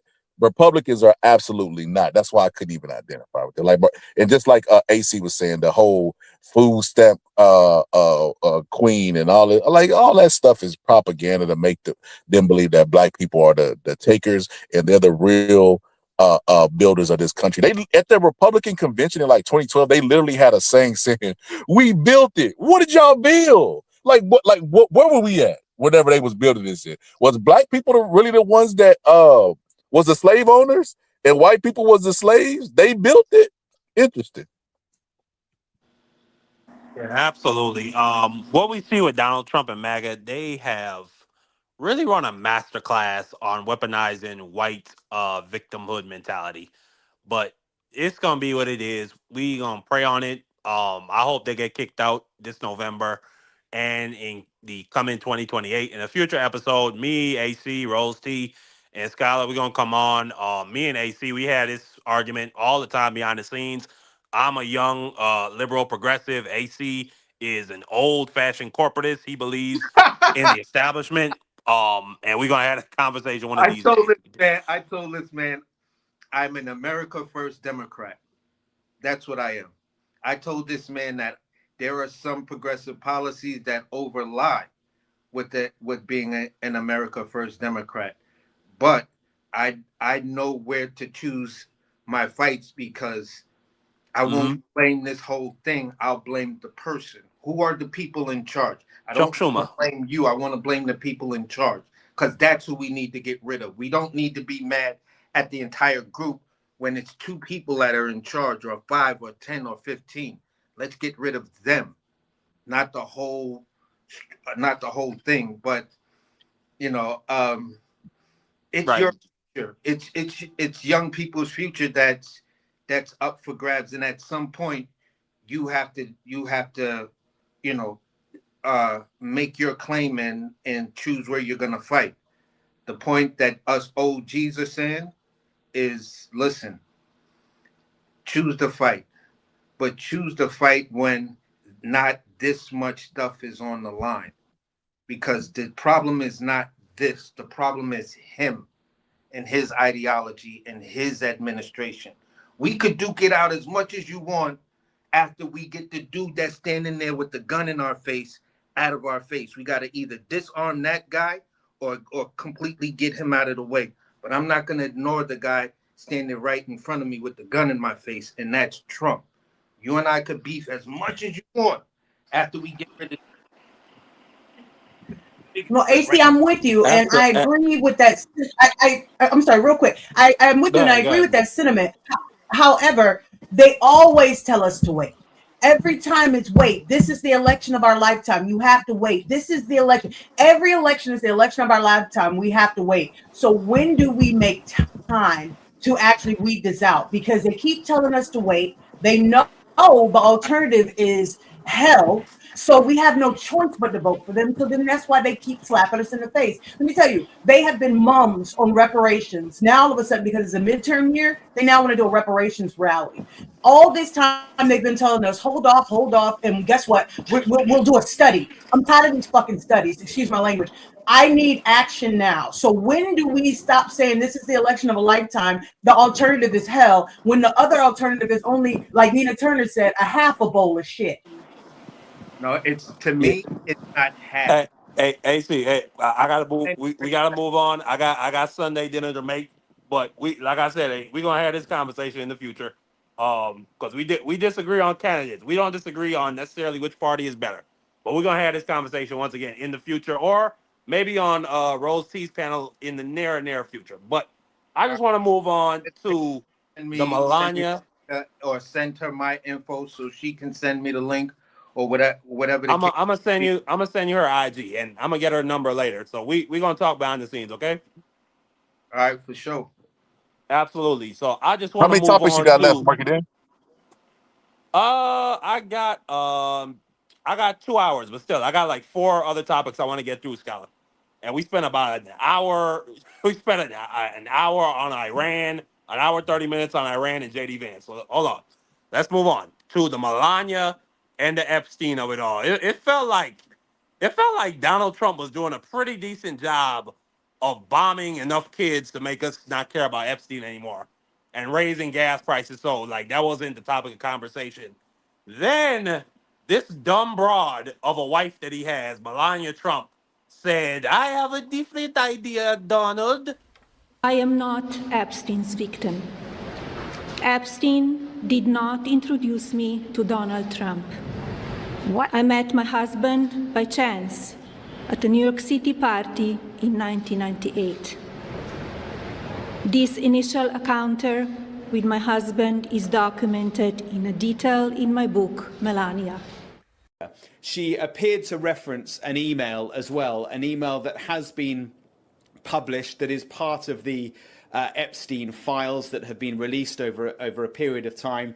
It's an email, I believe, from October 2002, an email that she is alleged to have written to Ghislaine Maxwell, the partner of Jeffrey Epstein.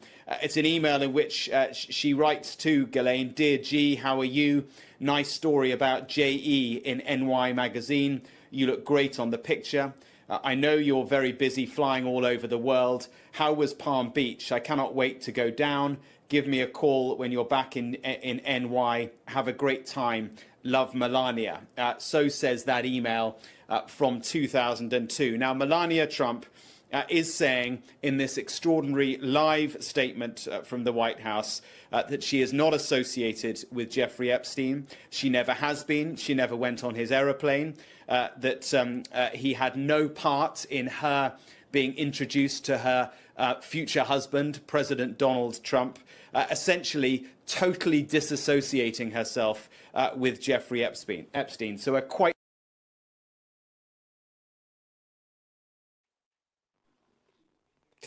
Yeah. So, but before I even touch on like the substance of what she said, like once again, why? Like the only reason I could think of why she would make the decision to do a press brief about something that was pretty much out of the news. Like Pam Bondi got fired. She managed to avoid getting deposed under oath on the 14th of this month. And overall, like Todd Blanche told Congress to suck his you know what. We're not releasing the rest of the files, and the Republicans do what they always do, they fold. So like the fact that she would come out and go out of her way to do this press release, it just tells me that her office probably got contacted about a story that's going to be coming out very soon, and I hope to be one of the first readers about it, and she decided to get ahead of it. Now, and we're going, and I'm going to touch on real quick in a second what I think the focus of that story is going to be. But but let me just touch on the substance. We know for a fact that Epstein himself, and it says it right here in this Prince Andrew biography that came out in 2021. It says the first time, and this is a quote that multiple authors got from Jeffrey Epstein himself. "The first time Donald had sex with Melania was on my plane. Little did he know I beat him to the punch a year before when I was at a party of New York's top models by Metropolitan Models, one of the world's top agencies. Things got wild, and by the end of the night, I ended up almost naked in the back of a limousine going at it with Melania." Then we have Michael Wolff. This is a story exclusively by the Daily Beast, and just that highlighted part. It says the convicted PDF file. Well, it goes on to quote the same thing, and that he was the first one to sleep with Melania, and that he communicated this to Michael Wolff in 2017. Before I let y'all come in, I want to touch on that story that I think is going to be coming out soon. So this is, hold on one sec. Where is it? Yeah, okay, here it is. My bad. The lady all the way to the right standing next to Melania in the blue, her name is Amanda Ongaro. She has been best friends with Melania Trump and the Trumps for 2 decades. And the man to the right to the left of Donald Trump is her husband, Mr. Zampoli. I can't think of his first name right now. Mr. Zampoli and Epstein were business partners. I think they went half and half on a modeling agency, and they attempted to acquire or merge with another modeling agency that failed. And even in the Epstein file emails to Sultan Binyan, which is I've talked about him before. Sultan Binyan was formerly the CEO of the largest shipping container company in the entire world. And Epstein told Sultan that to be careful about Zampoli because he leaks things to the press. So, I mean, take from that what you will. But now, after going through a bit of a divorce dispute and a spat, the wife, Ongaro, got deported deported from the country with no due process. They just sent her back to Brazil. And Miss Ongaro lost her mind. So this is some tweets Miss Ongaro came out with. She says, "Hello, Melania. I was around for 20 years. You knew I was inside ICE. And you know what hurts after all this time? I stayed close to your family, your mother and your father, not because of you, but because of them at events and everything else. So shut your mouth when speaking about me, because I will expose everything I know." She goes on to say, "I will take legal action against you and your pedophile husband. I have known for 20 years. You knew I was in ICE. You were present in my life. Every year on my son's birthday, even sending Secret Service and being the first to congratulate him back in 2016. Something was clearly wrong, but I am not part of any evil mission involving children. So what did you do, Melania? You tried to involve me, but you failed because I have character." Golly. It goes on.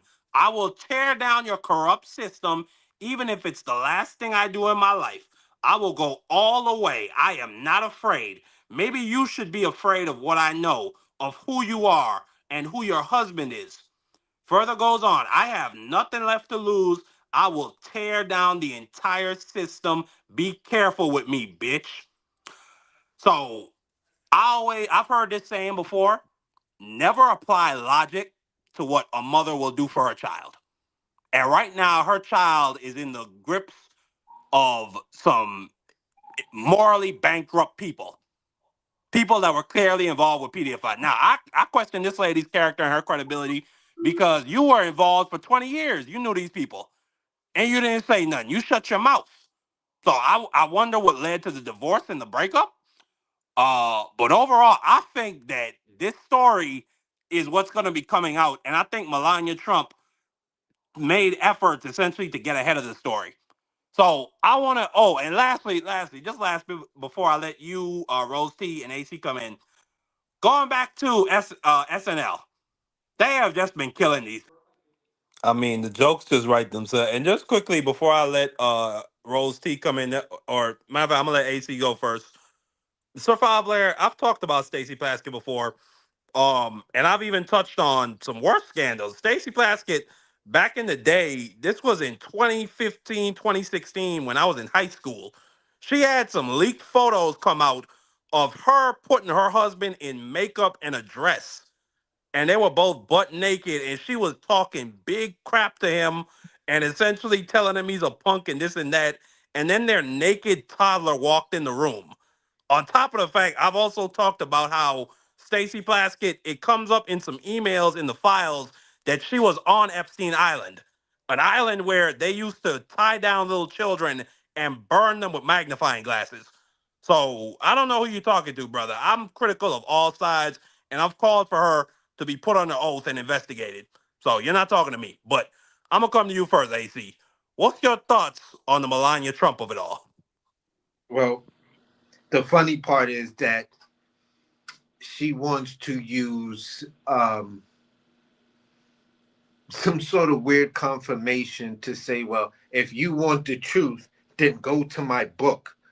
Shameless plug. I make the statement. I mean, the broad is just unbelievable. I started dying when she said, I made the statement in my latest book. It's right there. And I'm like, no, this chick just didn't do a shameless plug on her latest book to try to debunk this stuff. You know what I'm saying? And for me, a woman who comes out, again, like I said, it's so much material. You have years of material. It's, she comes out and she plagiarizes Michelle Obama. The first time the American public really get to see her in a position of first lady, you commit, you plagiarize someone. And then you remember at the roast, Donald Trump took a dump on her. You remember what Trump said, AC? My wife gave the exact same speech as Michelle Obama, and everybody hated it. That's my point. And it's just like, lady, Understand this. All right, your husband wins his second term. Your husband wins his second term. He's president again.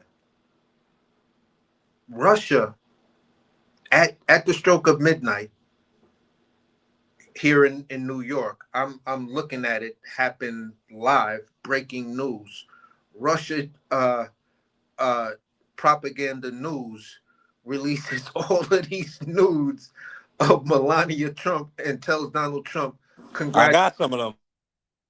and says congratulations on your victory, and then post pictures of your nude wife. And it's just like, bruh, what is up with you? What is really up with you? And what's really good with your wife? And you think I'm gonna believe your wife ain't got nothing to do with Epstein?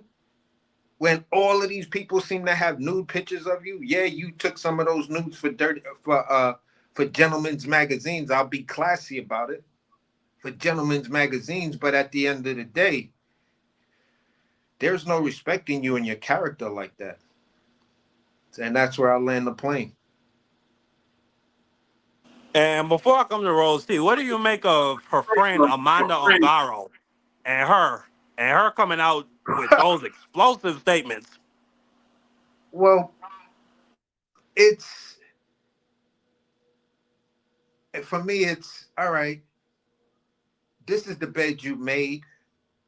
You know, now you found out that bed had bed bugs in it. You took some of them bed bugs home, and now you got deported and all that. Now you mad because you got bed bugs from them. You know what I'm saying? So I don't have no sympathy for you. I think it's funny. I think it's hilarious. You know, I saw Rose T comment. Just then, if you threatening to do it, don't threaten. Just do it. I'm from Brooklyn. Don't talk about it. Be about it. You can't talk it if you ain't living. Absolutely. So that's where I'll keep it right there. Coming to you, Rose T. What's your thoughts on the Melania Epstein of it all? And Epstein talking Okay. about how he went to town on that broad before Trump did.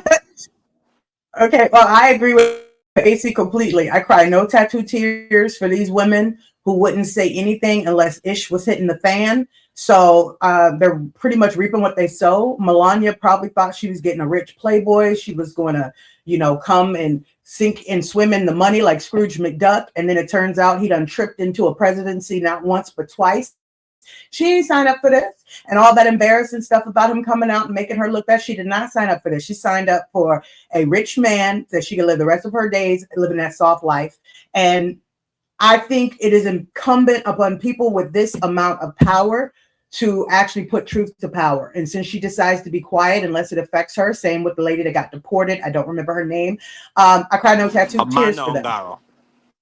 That lady. So I cried no tattoo tears for them. I really hope their karma is swift and painful, but not before they can get the information out there. That way everybody can come down. Burn it down, I say. If your life is already HE double hockey sticks, burn it down. Let the bodies hit the floor. That's what I got to say.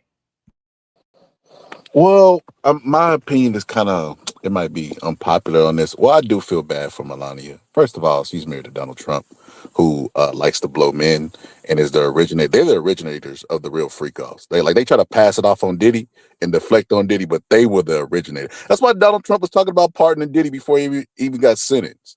But I feel bad for her because when I think it was me, AC, and Marky Dan, and we went through the files and the level of the victims who would talk or the families of them, and how they were coming up missing and stuff.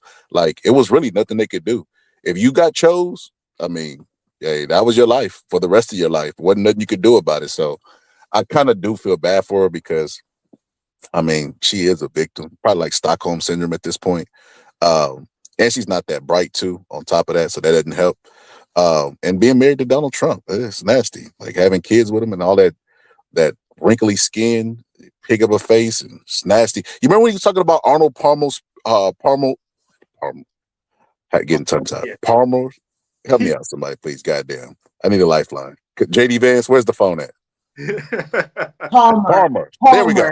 God damn, why the fuck was I struggling with that word? I was gonna die deaf by word. You remember when he was talking about his penis? That's probably why I was gonna say penis. Yeah. And he was like, I don't want to say, but I'm gonna say that guy had a huge penis. And you just like, bro, what? Like, why do you know Donald Trump is such a those guys are weirdos, man. Like right now we have like not a ban, but like we have in Texas, if you want to watch adult sites, you have to put your information in. Like you have to put your ID. And I'm like, what? Who the hell would want a site with a bunch of pop-ups and people trying to hack you to have somebody's ID? Who thought of this? And then meanwhile, those same Republicans are having freak-offs. You cannot make this up. They want to police everybody else so that they can have the freak-offs.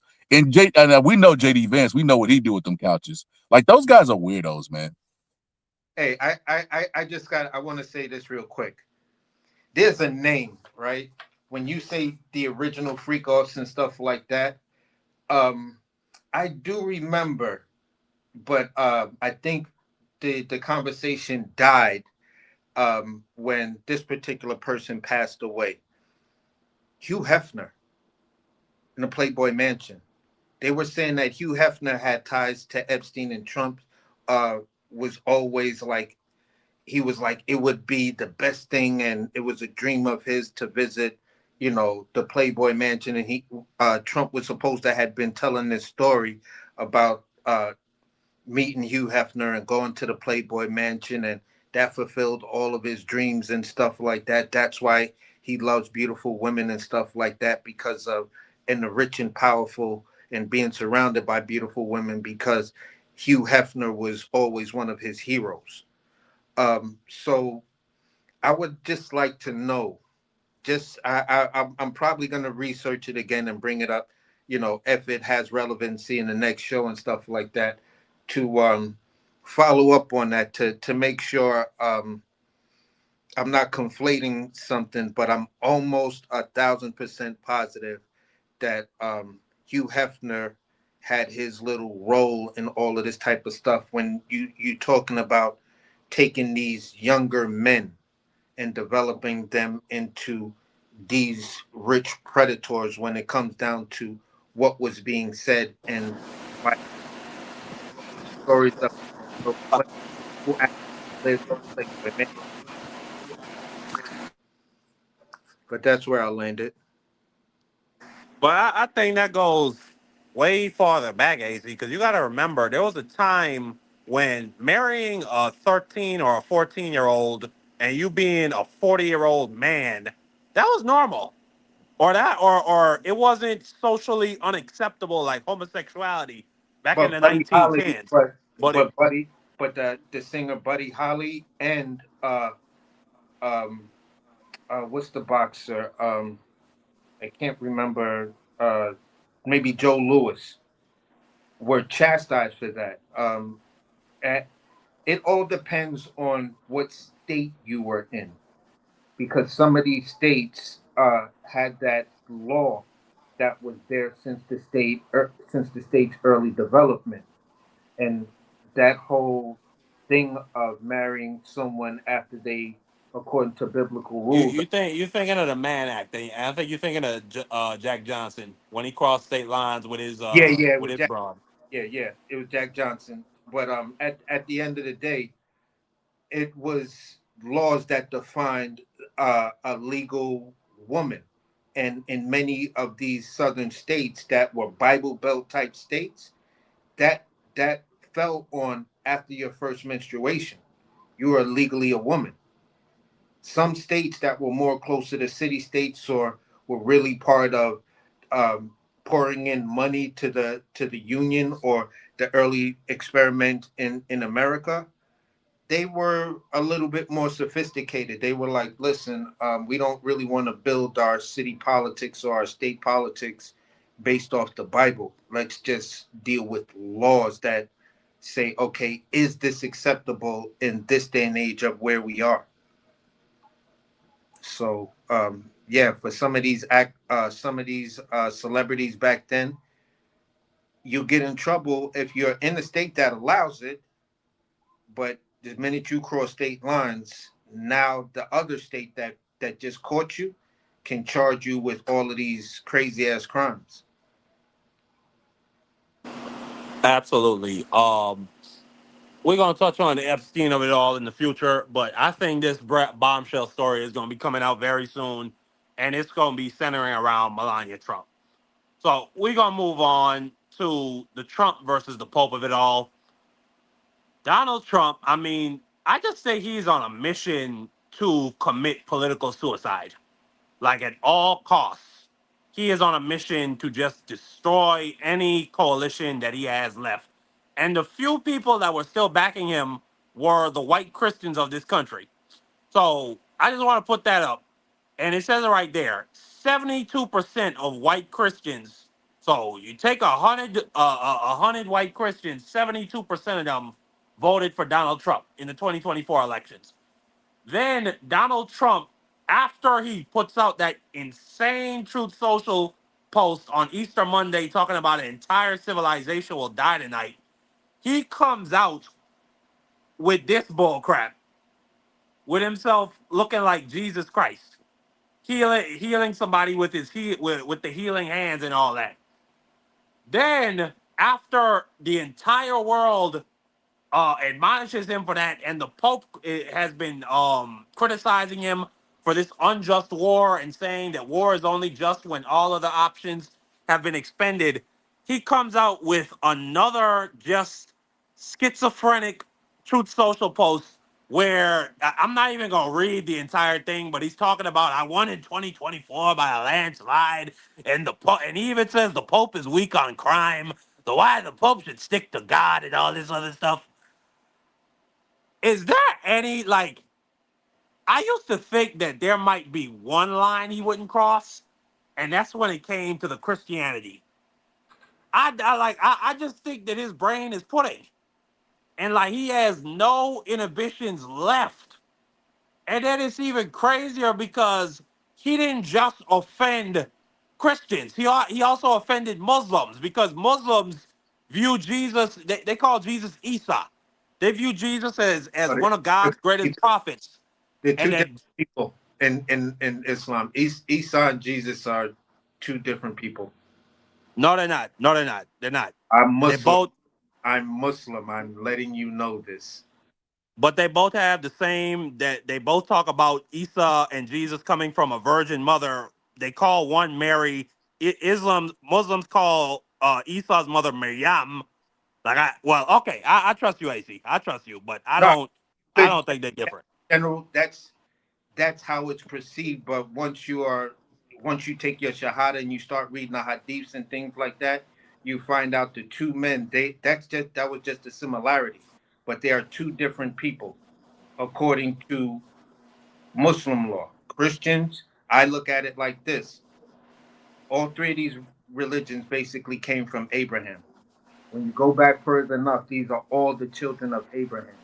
So at the end of the day, the similarities are there. If someone chooses to believe that, I'm not going to debate with you and just get in all into a heavy debate. You have grounds to believe what you believe. If I go back, this is why I am who I am, and I spoke to you on this before. Me being Nathan has all the gray areas, and it's clearly that they all are tied together. But once you're in the religion itself, you're taught differences. Absolutely. Before I let Rose T come in and give her thoughts on just the absurdity of it. Oh yeah, let me play. Iran has been killing us in the propaganda game, AC. They have been killing us with the memes. Iran came Like, out with this Troy, response. did you see the one where Donald Trump is dressed up like the 80s guy with the big hair and the colorful suit jacket? No, no, but you're gonna have to send me My that one later. God. All right, bro, I'll find it. Your reckoning has come. What is this?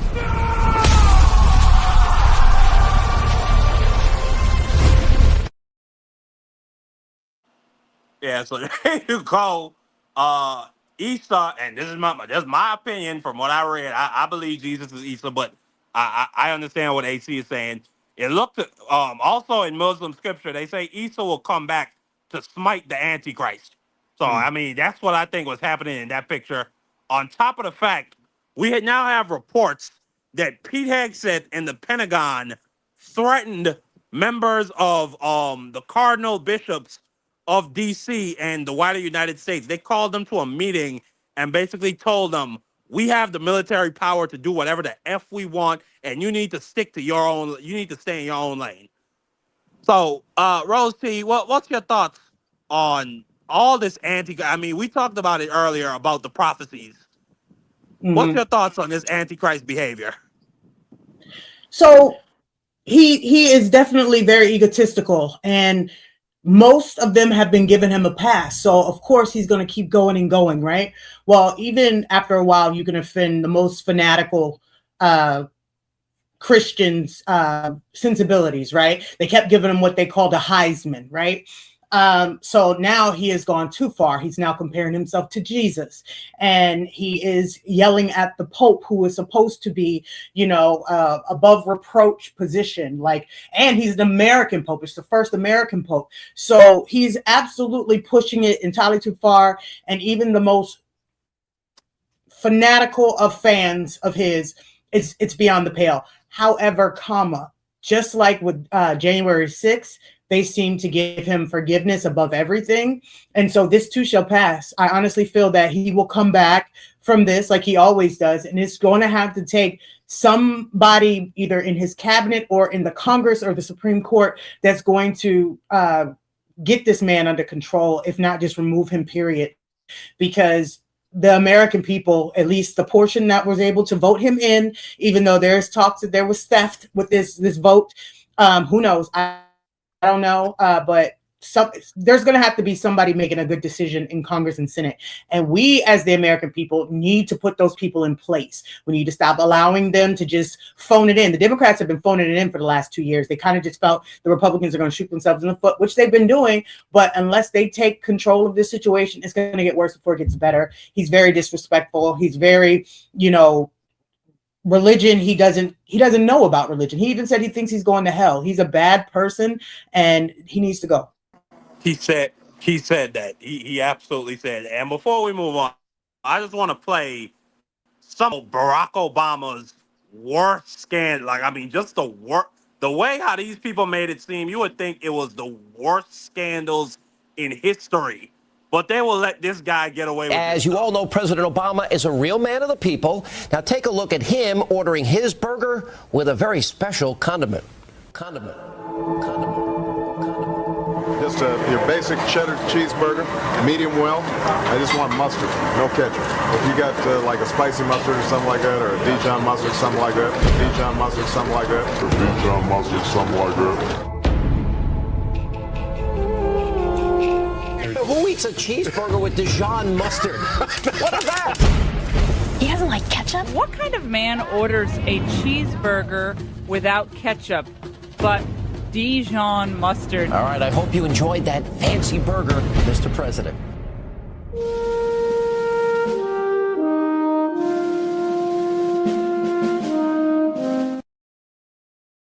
The president came out addressing reporters on Thursday, and he was wearing this tan suit.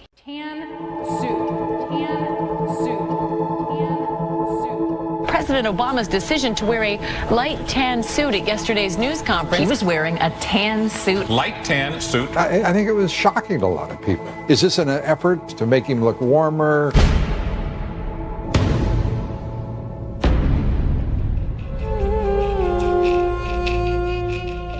No way I think any of us can excuse what the president did yesterday.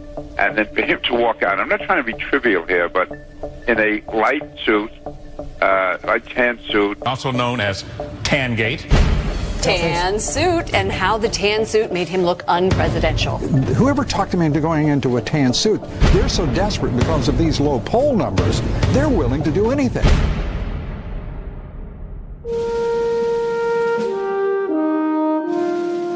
The tan suit made him look unpresidential.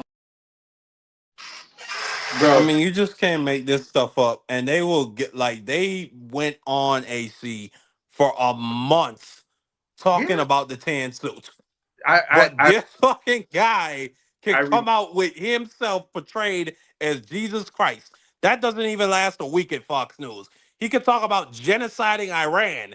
They're not talking about that anymore. Like, and one more thing to Rose T, like, one part of me hears what you're saying, but like, or no, I don't even know if it was Rose T that made this point. I just want to get back to the point where that's the biggest scandals. A guy wearing a tan suit to a press conference and to a meeting.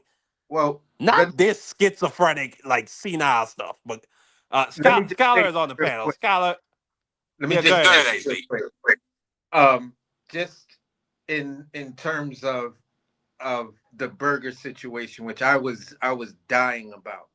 Me and all my chef friends in the restaurant space, in the space that we would see many of these politicians and news anchors and stuff like that, we would look at them and be like, they're idiots, because the burgers that we sold them had mustard on it. Mustard is the first condiment. When the burger was created here in New York, upstate, it was served with mustard, because mustard is the oldest condiment. Ketchup is a recent condiment because tomatoes are new as a global product. Tomatoes come from one place. The origin of all tomatoes come from South America, not Italy. Italy went to South America and came back with tomato seeds and some tomato plants. That's how the Italian cuisine, depending on where you are, is heavy in tomatoes, and other parts it's not. So just remember that. Absolutely. Just truly ridiculous. I think Marky Dan was touching more on that. We missed the days of fake scandal. Like Donald Trump has said, hold my beer. Fox News couldn't even find something on Barack Obama. I remember they did a whole segment about him wearing his helmet while he was riding his bike. And it's like, bro, you guys are desperate at this point. And here we got this guy, like, bro, just wake up every day. There's going to be a new scandal, like the picture of Jesus. And then he always tries to spin it like he's the victim. And people like Sir Foul Player will justify it. Oh, the fake news saying I'm like, I thought it was a doctor. A doctor. What about this? I forgot to play that clip. Thank you for bringing it up. Good. So it's just insane, man. I cannot believe we are living in the twilight zone. I cannot believe people are still doubling down on this. At least with Bush, bro, they show some humility and pretended like they never voted for Bush. With Donald Trump, they are doubling down. Like, no, he's the greatest thing since sliced bread. I'm doubling down on that. Yes, we're gonna get those Trump checks, even though we're never gonna get them. Like, it's sick. This is the era of identity politics, where the policies don't matter. It's I'm attacking your identity. I'm attacking what I would wish would be 100%, but being that I can't get 100%, I'm gonna label you as, and then I'm going to attack you as. So when you talk about just identity politics and how identity politics have led us to this point, and it's not a Democrat thing, because Republicans since the Reagan era ran on what? Welfare queen. That is identity. We got to remove these welfare queens. We have to have these war on drugs. Identity politics. The Republicans mastered it. And then when Democrats do it, then it's, oh, see, they ran on nothing but identity politics. That's why they lost. Well, sometimes this is what you have to do. I don't say you run the whole campaign on that. Run the campaign on your policy. And when you don't have policy, then you attack the identity. And at this particular point, Donald Trump has no policies. This is why he has had photographs like this. Obama had policies. Obama policies were working. Obama policies were a lot of them were Republican policies. The ACA Act is a Republican policy. It came from Mitt Romney. And now that Republican policy is the law of the land when it comes to healthcare. That's a Republican policy. So at the end of the day, this is why I'm like, you know what? I don't really want to deal with the identity stuff. Tell me what your policies are. And when you don't have that, this is what you get. You get this weird outrage. You get all of this other kind of stuff that just doesn't make any sense to actual just saying, all right, what's your guys' policy? So.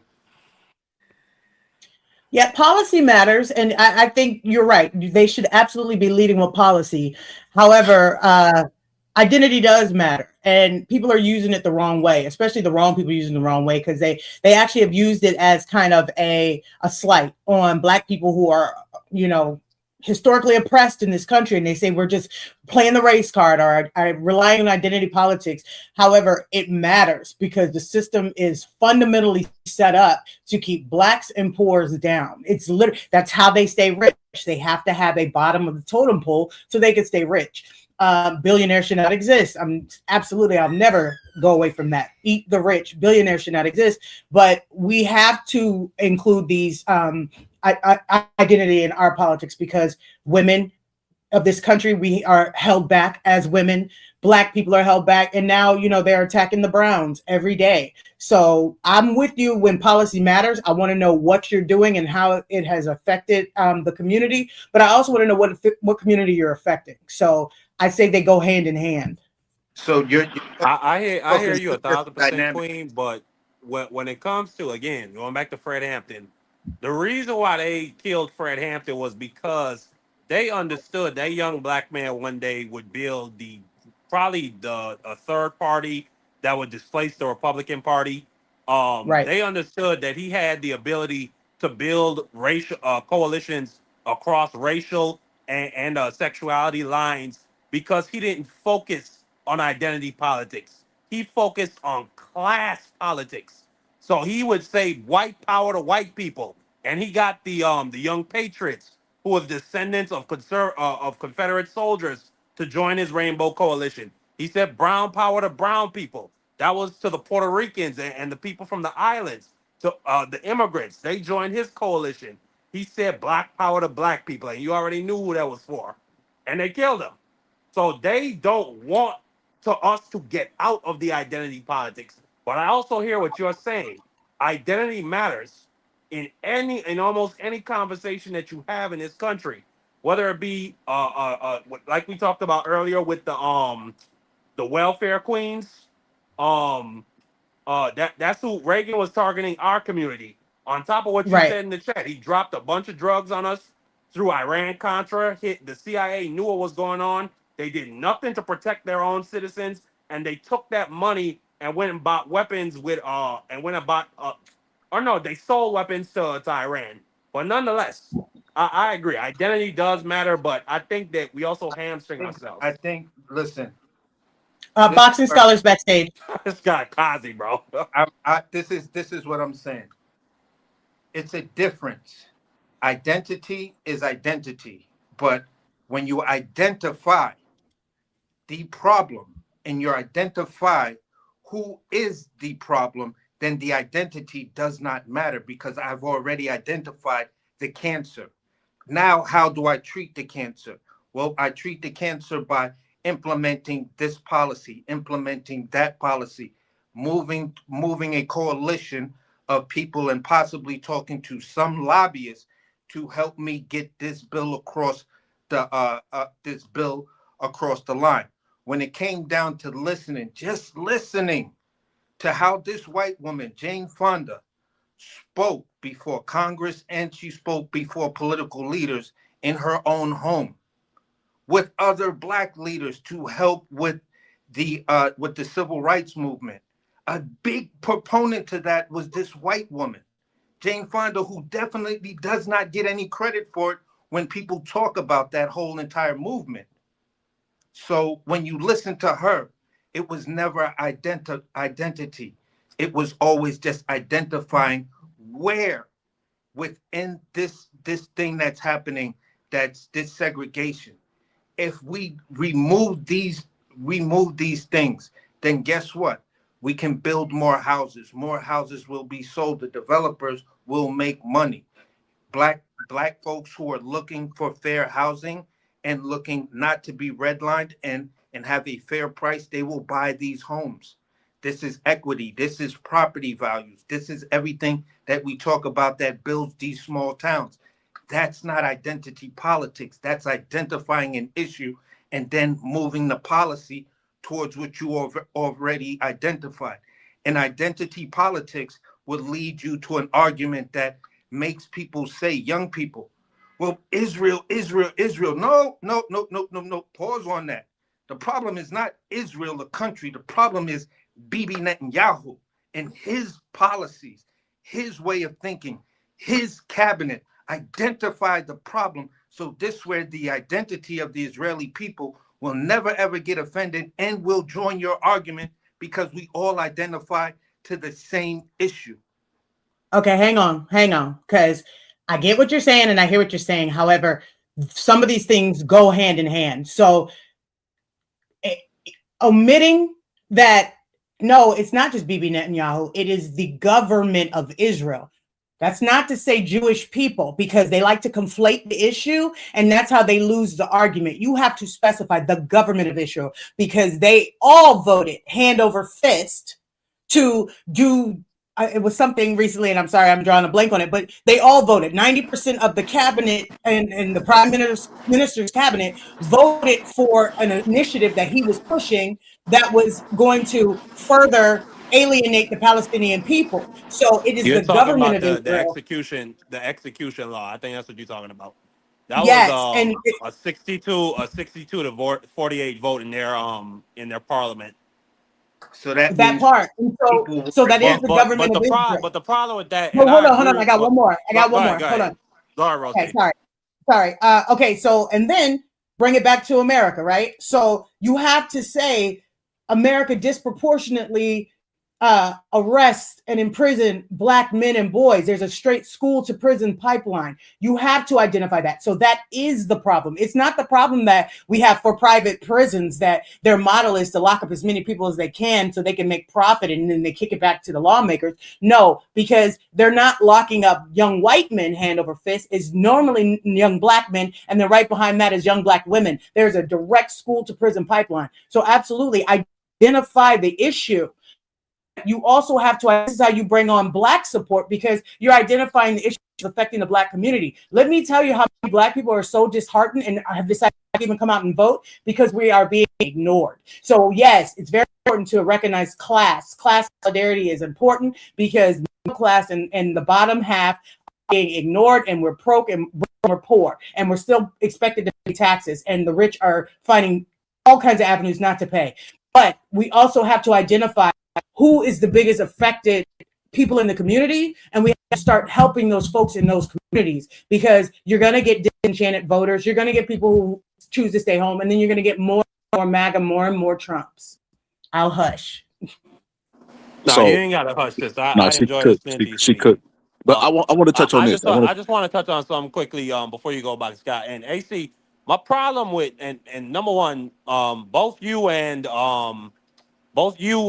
Rosie are correct. It is the Israeli government, but Netanyahu's coalition is what forms the government. They make the ruling decisions. On top of the fact, I am going to put it not on the whole of Israeli society, but on the vast majority of Israeli society. They did a poll the other day for Plus 972 magazine, which is a magazine out of the West Bank, and they found that 67%. A supermajority of Israeli society believes that there is no innocence in Gaza. So that tells you all you need to know about what they believe in their mindsets. Now, that's not all, but 67%?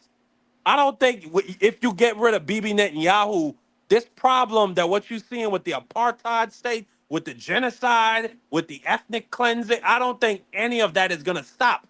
Because that stuff goes to the root and the heart of that society. That is how that society was formed in the first place.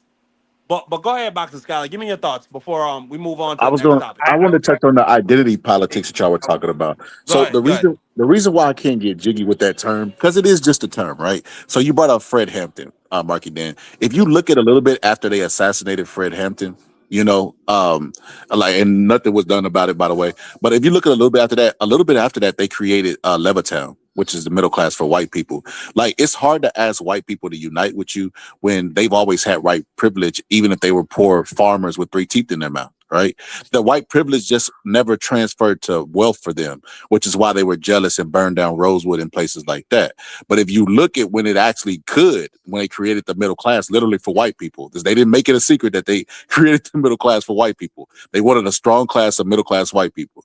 When you look at that, it's over for that unity stuff. They're not going to unite with you, bro. That like they got a taste of the we can't expect them to give up their VIP status in the club when black people won't even do it. There's some uppity black people that look down and wag their finger and corral the Negroes up because they got a little bit of taste of white privilege. So imagine white people. So identity politics is always, you should always ask yourself, whose identity, right? Because we talked about the shift of Democrats, racist Dixiecrats to the Republicans that are now outwardly the Southern strategy, right? Which is a strategy that was like the Dixiecrats. It was what JD Vance is saying now. You don't have to be afraid to be white anymore. Like those are the people of today. But you got to ask yourself, when they say identities politics, whose identity are they talking about? Because they're the majority. They're the reason why abortion is not an issue, right? So foul Hold player, on, let I me ain't say, got time for you. I hold on, don't let me got end. no. Hold So on, foul player, let me like end. I said, I just don't want him to waste his time. I'm not letting you up here. So foul player. Yeah, I don't got time for it. We don't got Hold on, give time him a quick to go through. IQ test. Give him a quick No, we don't got IQ time to test. go through Biden's daughter's diary. We don't got time for it. So foul player. I gotta get to my mother's dinner, and I got about an hour and 10 minutes. Go ahead, Let me just Dr. say Scott, before we move on. 3 minutes. Just give me 3 minutes or less. You brought up the percentage split of you're talking about Israelis who are pro. But you're ignoring the people who are against it. When you look at the civil rights movement, when it first started, the majority of Americans were against it. This is why Brown versus Board of Education, the majority of the country was behind what was going on there. At the rise of the civil rights movement, because of other people who are part of the minority spoke up, and big voices who were part of the minority spoke up, like Miss Fonda came up and she was making these pleas. She was a darling of American white women. So she made her pleas. People started to listen. It shifted the needle. The point I'm saying is this. When you talk of Israel as a whole, okay, the majority feels this way, but that doesn't mean that there are not Israelis who are 100% against it, who are actually fighting against it. You know what I'm saying? So the same energies go for here in America. America is still racist. The majority of Americans still support racial shit in some capacity. Look at how many Americans supported ICE. Look how many Americans supported the concentration camps of Cuba, Japanese. How many Americans supported the boat strikes? How many people are just in support and voted for this administration? That just tells you that, hey, listen, if we're going to talk about what's going on over there, we have to keep the same energy that's going on over here, because we're doing the same exact thing this dude is doing, but we're complaining that you're the problem. No, what's going on here is the bigger problem because it's in our own home. That's my point. I hear you. Saying, listen, be easy on that over there, because what's going on over there is just as bad as what's going on over here. We have a special army running around killing people. How many people have died in ICE custody? How many people have seen? I know last count I saw it was 54. No, it's well over that, bro. You're forgetting about last Well, year. that was an analysis I saw like November of 2020. That's why I said the last I saw. That's why I said that. I caveated it. It's over 130 something, including black So foul player, we're gonna talk when Scholar gets an open panel. This is not an open panel, respectfully. Yeah. But go ahead. Keep pushing. Yeah, go ahead. No, I'm finished. That's why I just wanted to land that plane just on that short fact. I agree. Propaganda could spin a lot of people. Trump has a cult of personality, especially in the Republican Party. like they still have 70% over 70% of, I think it was on a Maris Fair poll, 73% of Republicans still support what's going on in Iran. So I mean, that's all that needs to be said. There's still a cult of personality, and we're gonna still have to deal with them. I don't think, like, even if we go into a full-on recession, I still think you're gonna find 50% of Republicans supporting this man. Man, And you're gonna have to deal with these people for the rest of our lives. And they're gonna have kids, and they're gonna indoctrinate their kids, and we're gonna have to deal with those idiots. Bro, we're in a slow-moving depression. For real, for real. When you look at when you got the Fed chair come out and say, listen, effectively, just looking at the matrix of the jobs that have been that the Trump administration is touting as new jobs, these were just jobs of people who are returning to the workplace because of Doge. They are effectively, for the last 6 months, and this was 2 months ago, this report came out, that we haven't had any new job growth. That is a depression, bro. That's not a recession. When you have zero job growth, yo, We had a reduction in the size of the economy under Biden in his final year. Our economy grew by 2.5%. It grew by 0.5% in the last year. So that's a clear reduction, whatever they might say. But listen, we're gonna move on. I wanted to touch on the MAGA Revolt, but I don't think we're gonna have enough time to cook on that. And my last two topics, I want to touch on, before we get to the psychedelics executive order, Eric Swalwell, Tony Gonzalez, two House members, one a Republican, one a Democrat. Eric Swalwell was the Democrat who looked to be the front runner in the California governor's race. He has resigned from Congress following multiple former employees and staff members accusing him of not only sexual harassment, but sexual assault. And the first victim, I read the article, the Bombshell article that came out from the San Francisco Chronicles, and she essentially detailed that she was 20 years old at the time. He was, I believe, 39. He was married, had kids at this time. He would be flirty. He would touch her leg. They would be driving, and he would essentially pull over, and he would say, can you give me some top? And she would go for it until she would say, like, somebody's going to see us. And she's like, yeah, you're right. It wouldn't be good for a congressman to get caught with his pants down. And she alleges that it went further, that one night they were at a bar together. She was drinking, and next day she woke up in his hotel room and did not remember how she got there. She was butt naked. He's telling her last night was great. She didn't remember none of it. 5 years later, she was no longer working in his office. She was working for a different congressman. And I want to also preface that this young lady, her identity is at this time hidden. It is anonymous, who this staffer is. And she alleges that there was a second assault that took place where she went out to for drinks with him again. And once again, she felt loopy. She felt weak. This time she was semi-conscious for some of it, she alleges, and says that she told him no, and he continued. There's text messages between her, friends, family, and her boyfriend at the time stating that this happened to her, as well as she went to the hospital for a rape kit, and one of the nurses texted her that she's a survivor. So there is some evidence that something happened at that time to that lady. And now, on top of the other women who are accusing him of sexual harassment, of either touching them or sending them photos of his genitals and whatnot, there's now a second accuser that is accusing him of drugging her and violating her. Let me play this interview from her. We start this hour with breaking news. We just heard from a woman who is accusing California Congressman Eric Swalwell of sexual assault, saying he drugged and raped her. Listen. I knew he was married at the time and that his wife was pregnant. He was my friend. On the third occasion,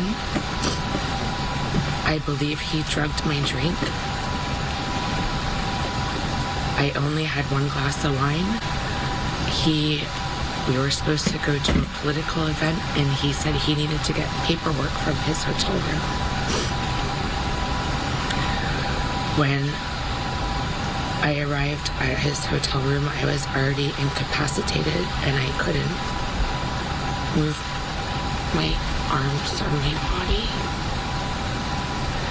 He raped me,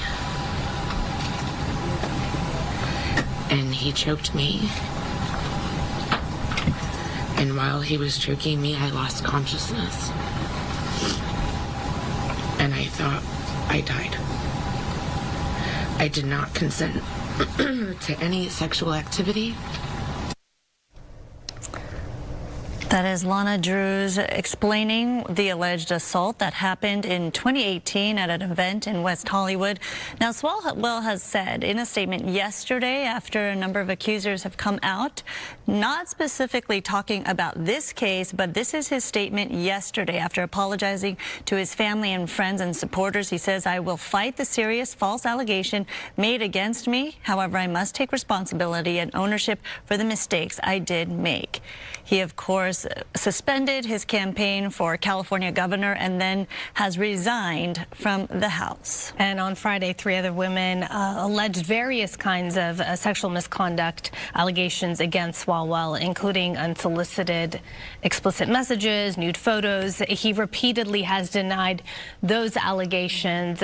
So we'll see what and if there will be a response on behalf of the new information that we just learned in the last half hour or so. Lisa Bloom, the attorney representing Lana Drews, also made a statement saying that she has been approached by 3 other women with similar sexual misconduct allegations. And the next step here is they will be filing a police report and a criminal complaint against the former congressman. Oh, that police report will be filed in the state of Colorado. I can't remember the town. I believe it was Denver. The Manhattan district attorney is currently investigating. So there is a criminal probe into the grape involving the first alleged victim who I just went through explaining what happened to her.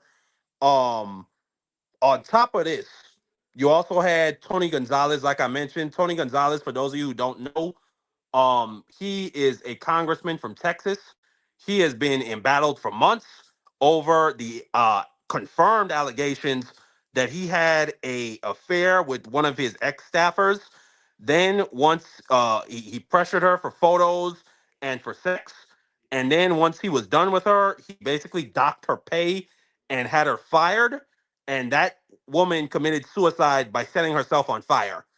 And just recently, because Eric Swalwell resigned, he took the decision to resign. This on top of the fact the labor secretary, who is a woman for Donald Trump, as well as her father and I believe her husband, it came out in a report from the New York Times. They were getting freaky with the staffers. They were making the staffers bring them wine and different things. The father was texting 19-year-old staffers saying, "Oh, why didn't you tell me you was in town? We could have went, we could have partied, this and that." I think at this time that lady still has a job. This on top of the fact you also have what's his name? I think his name is Corey Hutton, a Republican congressman from Florida. He's facing well, not even allegations, but he domestically assaulted his at the time girlfriend who was a Miss USA, or no, I think she was Miss Arizona or something like that. And he's facing an investigation from the ethics committee over that. On top of the fact that man owes $50 million to a Canadian company that he's in debt to because of he sells weapons, and that company is in debt.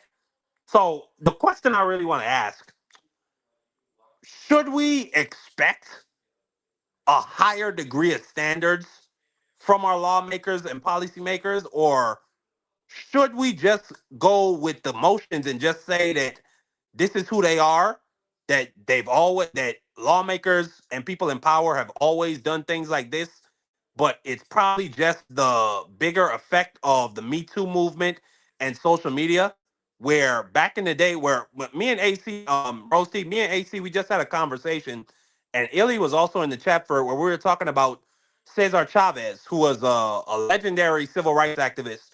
And you already know, me and you and Skylar, we had that conversation on Friday about Martin Luther King. There's an allegation in the FBI tape that Martin Luther King basically witnessed one of his pastor friends raping a woman, and he egged it on.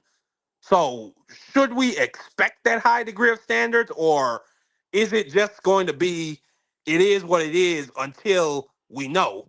Because I mean, the president of the United States has been accused by over 20 different women of rape. He's been civilly adjudicated as a rapist for what he did to E. Jean Carroll, on top of being best friends with Jeffrey Epstein. I mean, what expectations should we have of our politicians? And I'm gonna kick it to Rose T, since you're the woman on the panel. Well, thank you.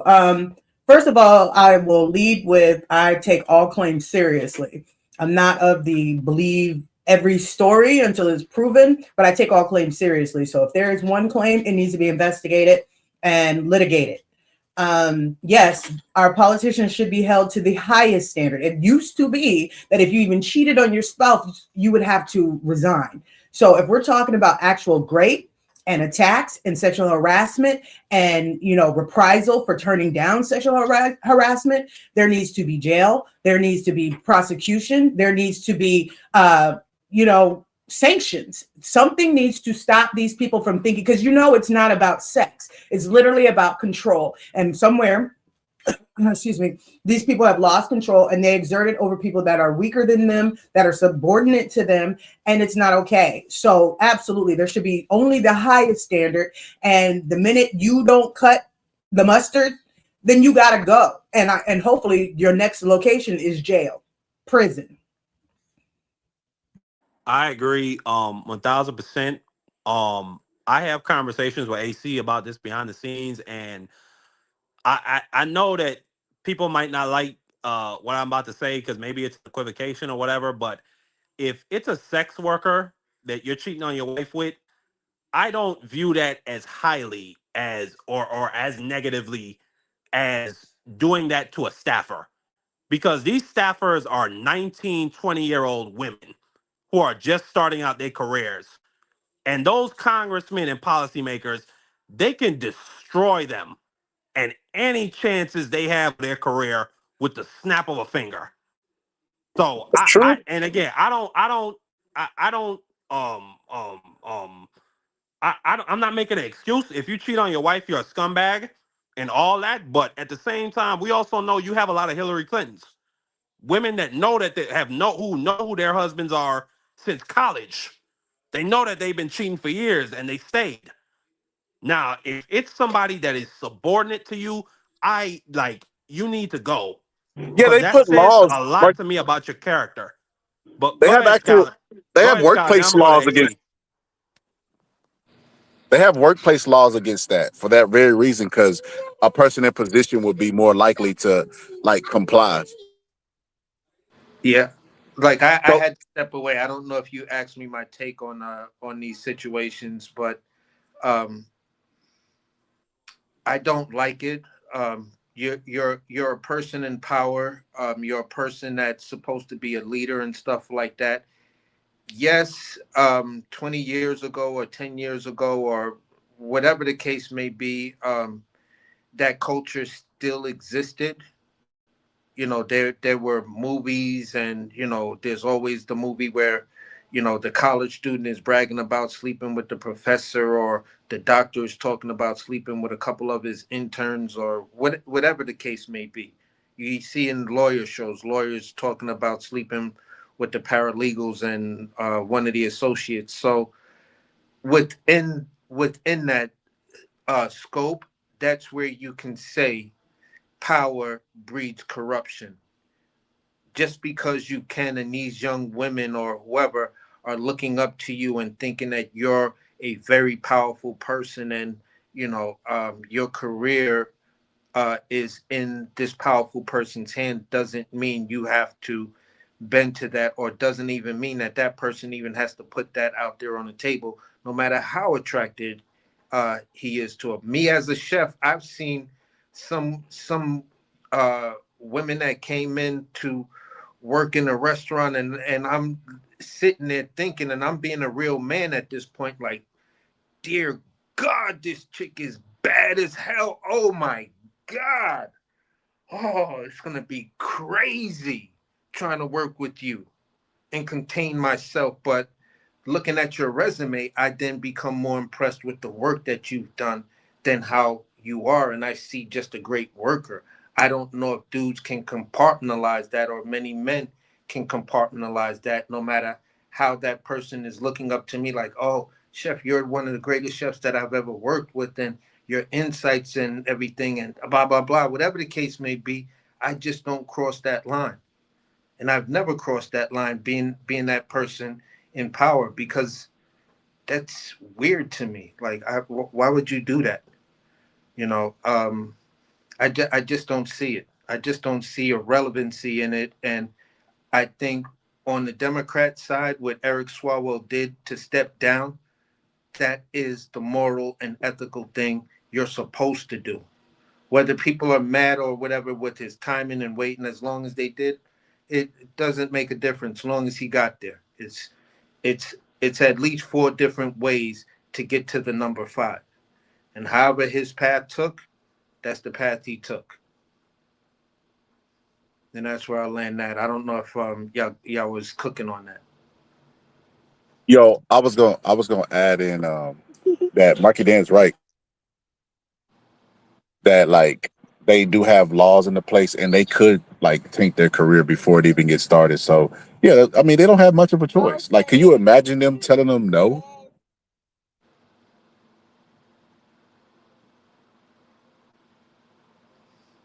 In my head, probably yeah. In reality, maybe not.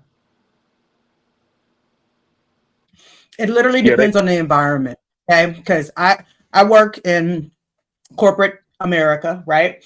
And there's sometimes so many things in the book that you have so many protections.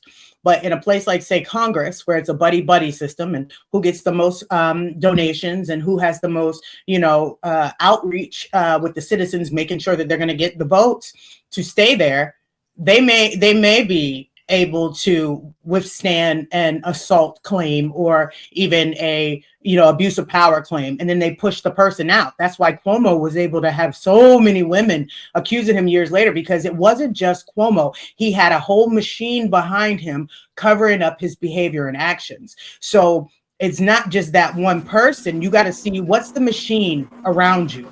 And I'm so glad you that's when said you that, say, Rose. I'm glad you said that, that's when you say you because take everybody out. Eric Swalwell's team, they reached out to some of these women and offered them jobs on his campaign, essentially to shut them up by handing them a check. Which that by itself, on its own, if he had just slept with them, forget about the great part of it. If he had just slept with them and now he's offering them money and jobs, that by itself is disqualifying to me. Well, I mean, I would just look at it like this. I can remember a time in politics in the 90s where I don't mean to laugh at it, but it just seemed bi-weekly. It was either a Democrat or a Republican coming out being involved in a sex scandal. And I can remember the time when it happened and Hillary Clinton is just standing there, because this one comedian, it was a female comedian, black lady and stuff like that. She was just getting on the women of these men, the look on their face as they're sitting there in these press conferences, just looking at their husband, just try to explain himself or mansplain himself out of these allegations and stuff like that. And I'm bringing it up because when you look at that dynamic alone of this rash of behavior that was happening in the 90s, then it became a thing that, after the Bill Clinton situation was the cream of the crop and it blew everything up with him and Monica Lewinsky. then and only then it became frowned upon. Because during that rash, it was just like, oh, this guy and this senator and this high news anchor and blah blah blah is caught up with a mistress and all of this other stuff. People were, comedians was making jokes about it. But when it came down to Lewinsky and Bill Clinton, that was the thing that almost took down the president. So everyone then said, all right, we need to change this behavior to a certain degree. Let's not just make it as public as it was before. This is not the boys club culture anymore. Like, we have to start to look at these women differently. And then here you go with Clarence Thomas. So it's just like, See, I don't know about that. I think the boys' culture still allowed him to survive. She got pushed into obscurity. He was, Facts. yeah, they you're joked right. about Became a him, but he was joke. She also, became a From a punchline. woman's perspective, I could never deny what you're saying from a woman's perspective. You're absolutely right. And and even Hillary was vilified. the rules have Like changed. Monica Lewinsky's name just became synonymous with giving a blowjob, and like rappers would use That her name part. in songs. The comedians like she was just like the punchline to a joke, and Bill pretty much got away scot free. Yeah, but it changed the culture. We're looking at, I don't we're believe the looking culture. at I don't zeitgeist believe the of, culture actually changed until Me Too. That's when the culture I agree. started to no, shift. no, not even Me Too, because if Me Too was basically the same situations that were going on in the 90s, the same situations that, these laws were being passed. The zeitgeist told us, the comedians and all of this other stuff. But behind the scenes, the lawmakers, how companies just changed. Even the restaurant culture changed in the fact of how you can talk to a waitress, what a chef actually say to a waitress. Because prior to that, I've been in restaurants and I've heard chefs say something like, did this dude just say that to this chick? Oh my God! Like, bro, you Well, can't. I'll take your restaurants and I'll raise you the whole United States military. Because when I tell you that culture did not start changing to the latter part of 2000s, it's real. But even in the Yep. And we got and AC. I'm not gonna say the dude's name or his channel, but we have a dude on YouTube in the boxing community that literally got taken down for that, and his yes, name is on a registry. yes, it is, and I know who you're talking about. I used to be a fan of that dude's channel until I found that out. So at the end of the day, the point I'm making is that the culture is still there. Me Too just put a spotlight in a different sector of the culture. I think Me Too, but the thing that was I think Me Too was more potent and it was more scary for these guys because it also had the aspect of social media and cancel culture. Those big corporations and those boardrooms, they were terrified of that cancel culture mob at the time. So, and it got to the point that even the managers and the general managers, they didn't even want to have meetings with women with the door closed. Okay, That's how so terrified they were to so even have an accusation against their name. so here's the reality of it. America voted for Donald Trump in 2016. That they did. That they did. They did. They did. And that's You had women screaming, "He can grab me by the puss." Disgusting. Exactly. With the T-shirt on that said it. I was like, no, these chicks ain't crazy like that. Mr. Trump. But it is. But that also shows you we're in a patriarchy, and certain things that white men can get away with, everybody else can't get away with it. That's literally the height of white privilege. Look, what did D.L. Hughley, and I'm not a big fan, but what did he say? Some of them managed to blow a 400-year head start. They have all the advantages and none of the headaches. I'm gonna give you a name of mysteriously guys something got around legitimate charges. Charlemagne the God. Can't no one explain to me how he got around his charges. That's Can't a fact. stand them. Like bruh, how did you beat that? Like, Because the mama left town with the daughter Yo, was the only Marky. witness that could testify. Yo, Marky. Can you hear me, bro? yeah, we can hear. I want you to set up the first political debate, and I want Rose T and Surf Out Player. I put $100. $100. Rose T destroy Surf Out Player. You know this Surfile player disappeared literally as I'm talking about a Democrat with all these allegations. You notice that, right? He don't got nothing to say. Bro, Surf Out Player, I don't know, he's a weird one, but she would destroy him, bro. It wouldn't even be fair. Destroy him.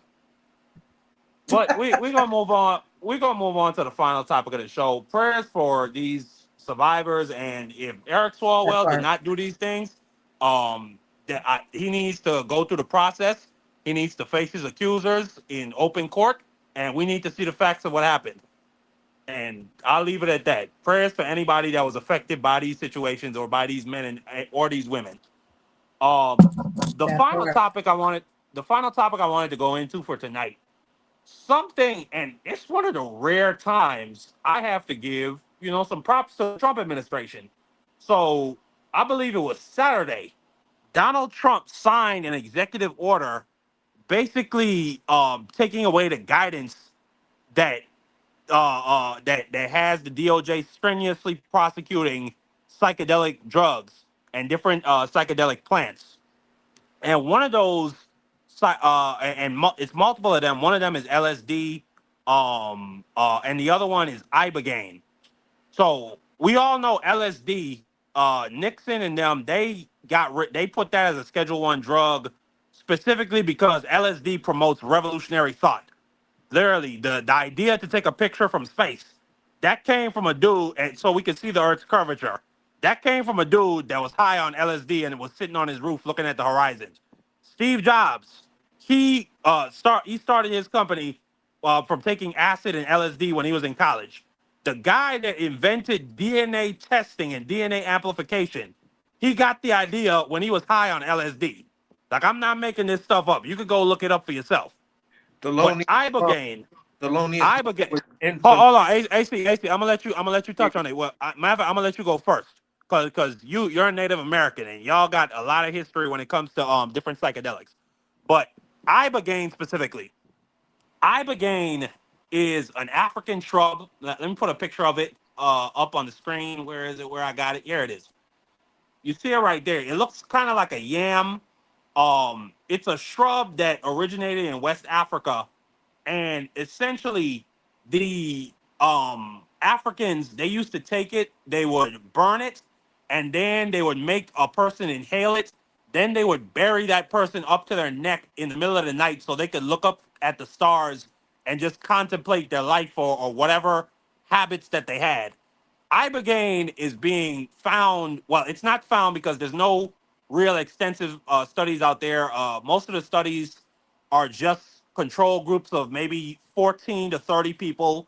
From the studies I read that came out of New Zealand and Brazil, and the studies only ran for about 12 months, and it was all based on self-reporting. So there hasn't really been strenuous research into it. But a lot of former addicts are saying that one dose of ibogaine from this ibo shrub,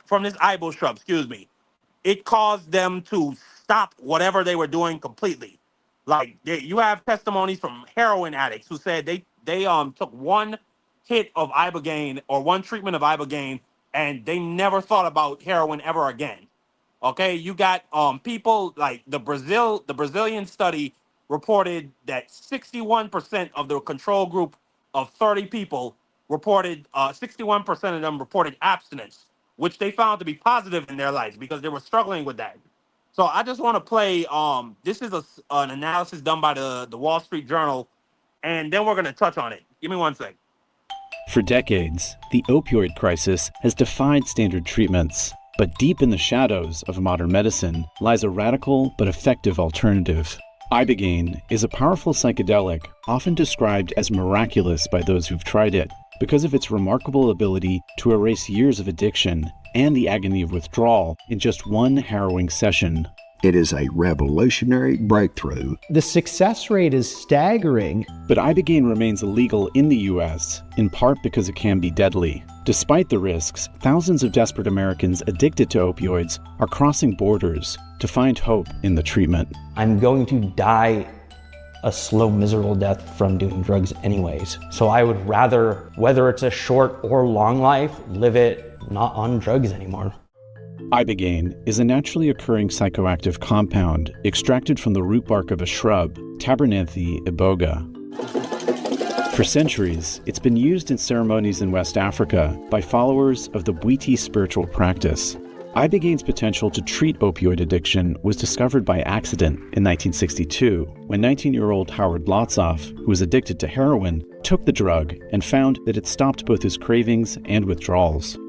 Word spread. Today, Ibogaine is offered at a small but growing number of clinics around the world. Because Ibogaine treatment exists largely outside mainstream medicine, the medical subculture surrounding it has been described as a vast, uncontrolled experiment. In the U.S., Ibogaine is classified as a Schedule I narcotic alongside heroin, with no accepted medical use. But in countries like Mexico and Brazil, clinics operate legally under varying regulations. One of the most prominent clinics, Ambio Life Sciences, is located in Tijuana, Mexico. When people call and they are really at their wits' end, Ibogaine is generally the final option for a lot of people. So you're doing treatment, what, tomorrow? From the sounds of it, yeah. Ambio offers medically supervised Ibogaine treatments tailored to each patient. One of those patients is Kyle DiDamaso, a 35-year-old mechanic from California who's battled opioid addiction for 2 decades. I'm assuming I can't remember much about my childhood because I've done drugs since I was 15 years old. After high school, Kyle joined the Marines in hopes of turning his life around. But once he returned, he started using again, and more heavily. After multiple stints in rehab, Kyle decided to try Ibogaine after hearing about its effects on a podcast. Ibogaine represents something different. I'm not saying that Ibogaine is going to cure me of my drug addiction, but it might give me a new chance to not do drugs again. Before the Ibogaine begins to work, Ambio's medical practitioners and staff held a short ceremony to honor the Bwiti tradition. We really don't know how your future will be, but I'm pretty sure after this medicine, we're going to have a bunch of tools to take care of our life in a better way. During the treatment, Kyle was connected to a heart monitor and constantly watched by Ambio's medical staff. He spent the next 10 hours lying on a mattress. But Ibogaine treatment isn't easy. Patients often face hours of intense, sometimes traumatic visions while lying semi-paralyzed. Many vomit multiple times during the 10 to 12-hour trip.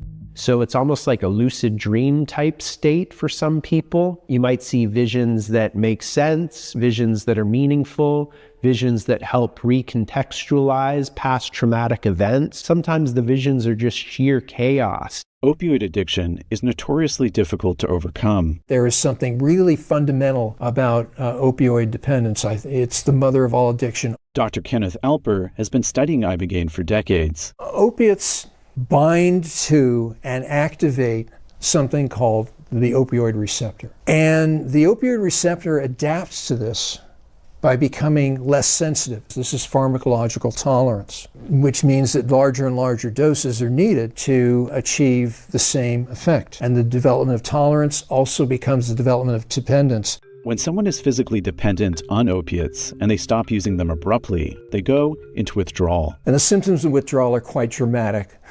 Nausea, anxiety, sweating, sleeplessness, muscle pains. It's a really grueling ordeal that they go through. Today, the standard treatment for opioid addiction in the U.S. is opioid replacement therapy, which involves swapping an illegal opioid like heroin for an opioid medication that reduces withdrawal symptoms and cravings without producing the same high. But many people with opioid addiction, like Kyle, find them mediocre at best.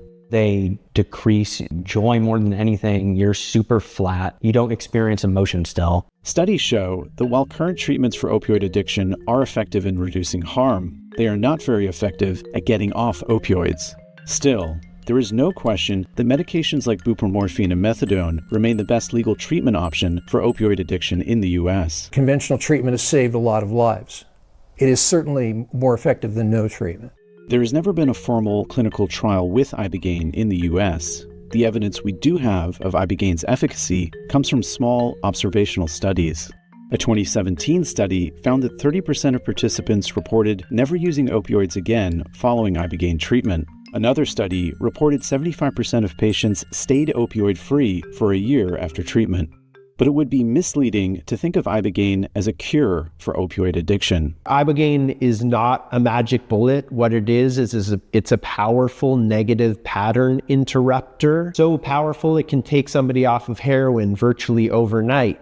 Scientists still don't understand exactly how ibogaine works. Basically, ibogaine is a new paradigm pharmacologically. I think it's one of the most interesting pharmacological paradigms of our generation. But ibogaine isn't without risk, especially without proper screening and medical supervision. The biggest risk of ibogaine use is death. Ibogaine does have a cardiotoxicity issue. This is not something that you do recreationally. For Kyle, the risks were worth it. I've tried everything else. One way or another, I go back. Texas can choose to help end addiction. A movement is also underway to make ibogaine a legal treatment option in the U.S.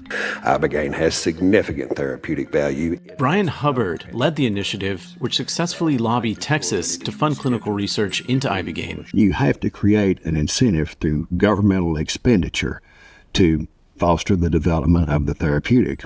The Texas initiative will allocate millions in state funds to establish a public-private research partnership for the first ever ibogaine clinical trials in the U.S. Texas is now leading the way in the United States for the evaluation of ibogaine. Today, ibogaine treatment remains out of reach for most Americans addicted to opioids. Prices for treatment range widely depending on the provider, but typically they run from about $5,000 on the low end to about $15,000. The Wall Street Journal last spoke with Kyle about a month after his ibogaine treatment. It was definitely worth it because even though it has sucked, it was way, way easier than any other route. Kyle said his cravings disappeared immediately, but some withdrawals did linger weeks after his treatment. It's not something you can just go and do and you're going to be fixed. It doesn't work that way. You have to be ready to stop doing drugs for it to work. And, that's where I was at. For people who battle addiction, like Kyle, and for a country desperate for solutions, ibogaine may not offer a miracle, but a fighting chance. All right, so today is June 7th. I'm along the coast right now on a hike. Tomorrow will be 8 weeks since doing ibogaine. Just the urge to do drugs all the time is gone.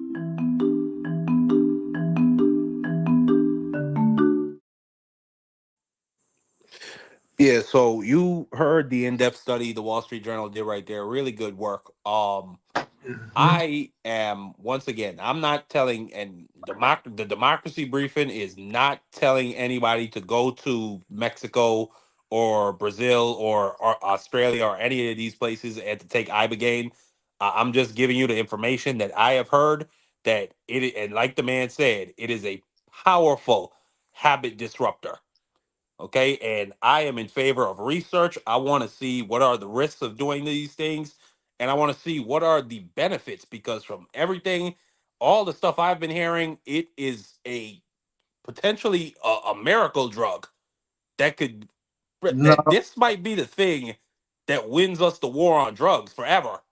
And I heard a really great interview from a New York Times reporter who decided to go ahead and do ibogaine. And he said it was almost like a spiritual experience for him. And and I'm about to bring you in, AC, because I've also heard that be said about things like ayahuasca, which is a drug from the rainforest, where a psychologist will sit with you and you'll take the dose or the hit of ayahuasca, and they say it's almost like sliding down the side of the universe, and you can recall the smallest of memories from when you were a baby, and that it helps to essentially find the root of why you do certain things, why you have certain habits, why you get depressed over certain things, so you could unravel it and deal with it. But I am in favor of it. I personally think that, again, I don't know, but I would like to see if this would be better than the opioid replacement therapy, which is just swapping illegal opioids for other opioids. And like Rose T said in the chat, like, I don't know this for a fact. I'm not a doctor.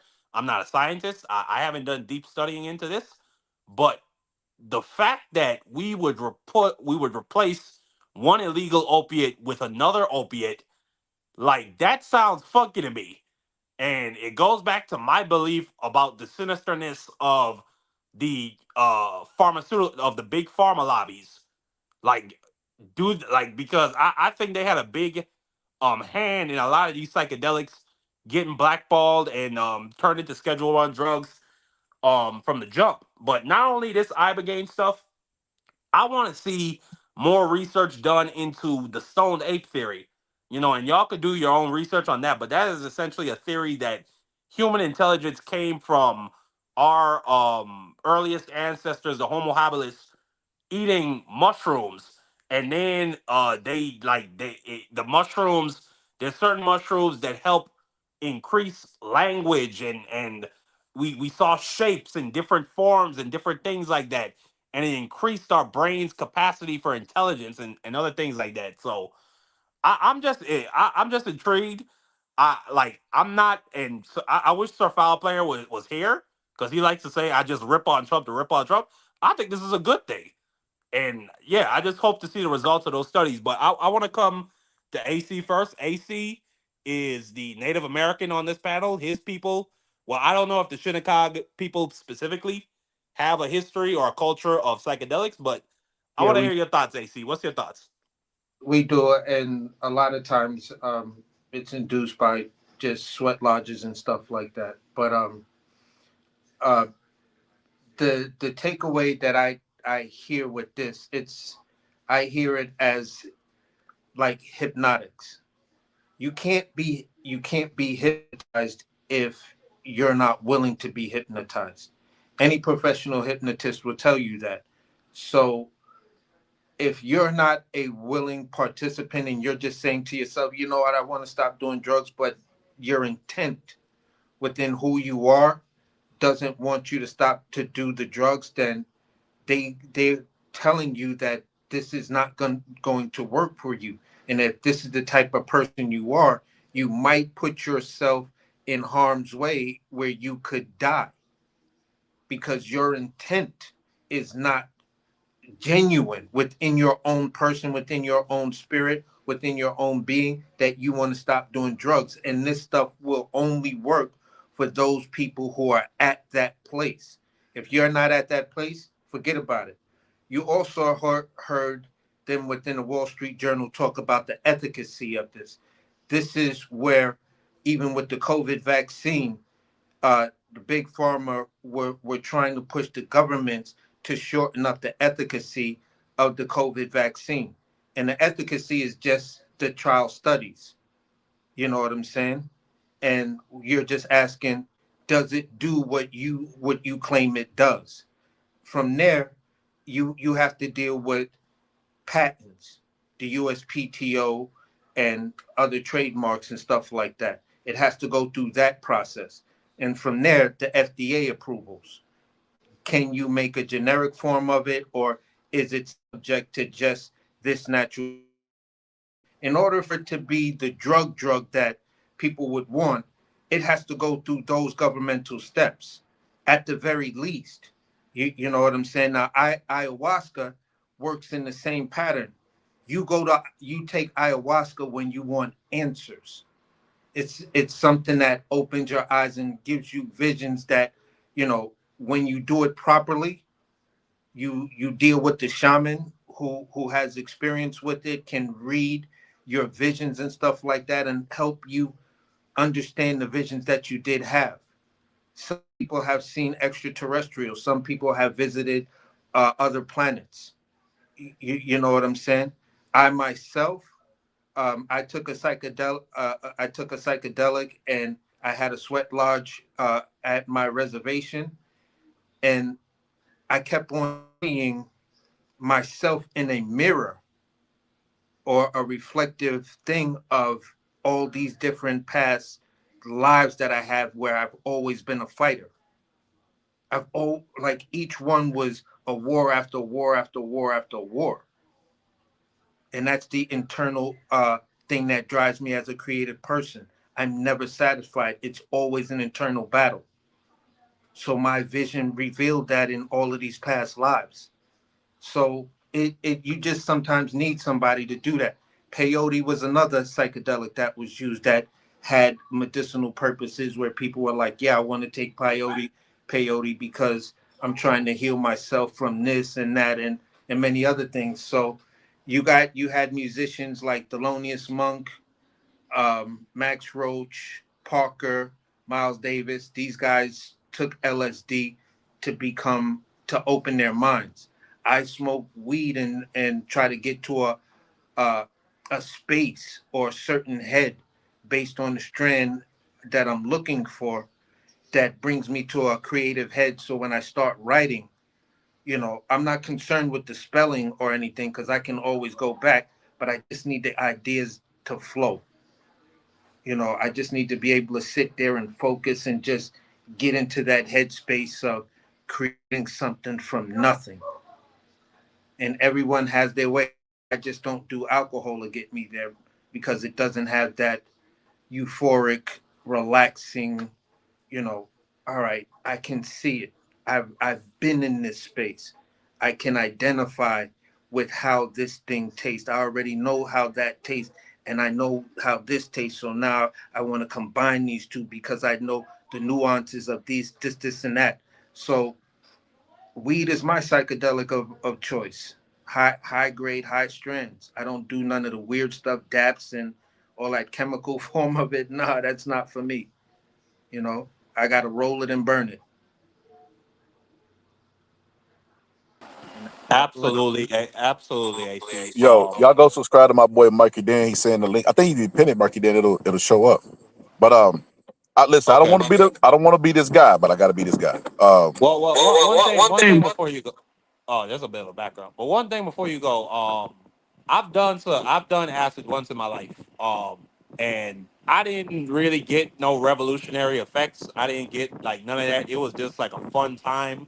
I was at a bonfire, and then when I went home, it was something. 'Cause, like it was nightmare on Elm Street. Like I saw my face melting in a mirror. So after that, I just stuck to weed. But I like these specific things. Like if you have a specific reason, like I wouldn't take mushrooms or psychedelics just for recreational use. I think that's what marijuana is for. But like you said, AC, if you're looking for answers, again, like I'm not encouraging anybody to do this. Do your research on the ibo shrub. But if you need something specific, I would look into these options. Go ahead, Boxer Scholar. Listen. So I'm a person that hasn't done any drug, right? I feel like nature has already equipped us with DMT, and you literally get high before you die. And that's you can look that up.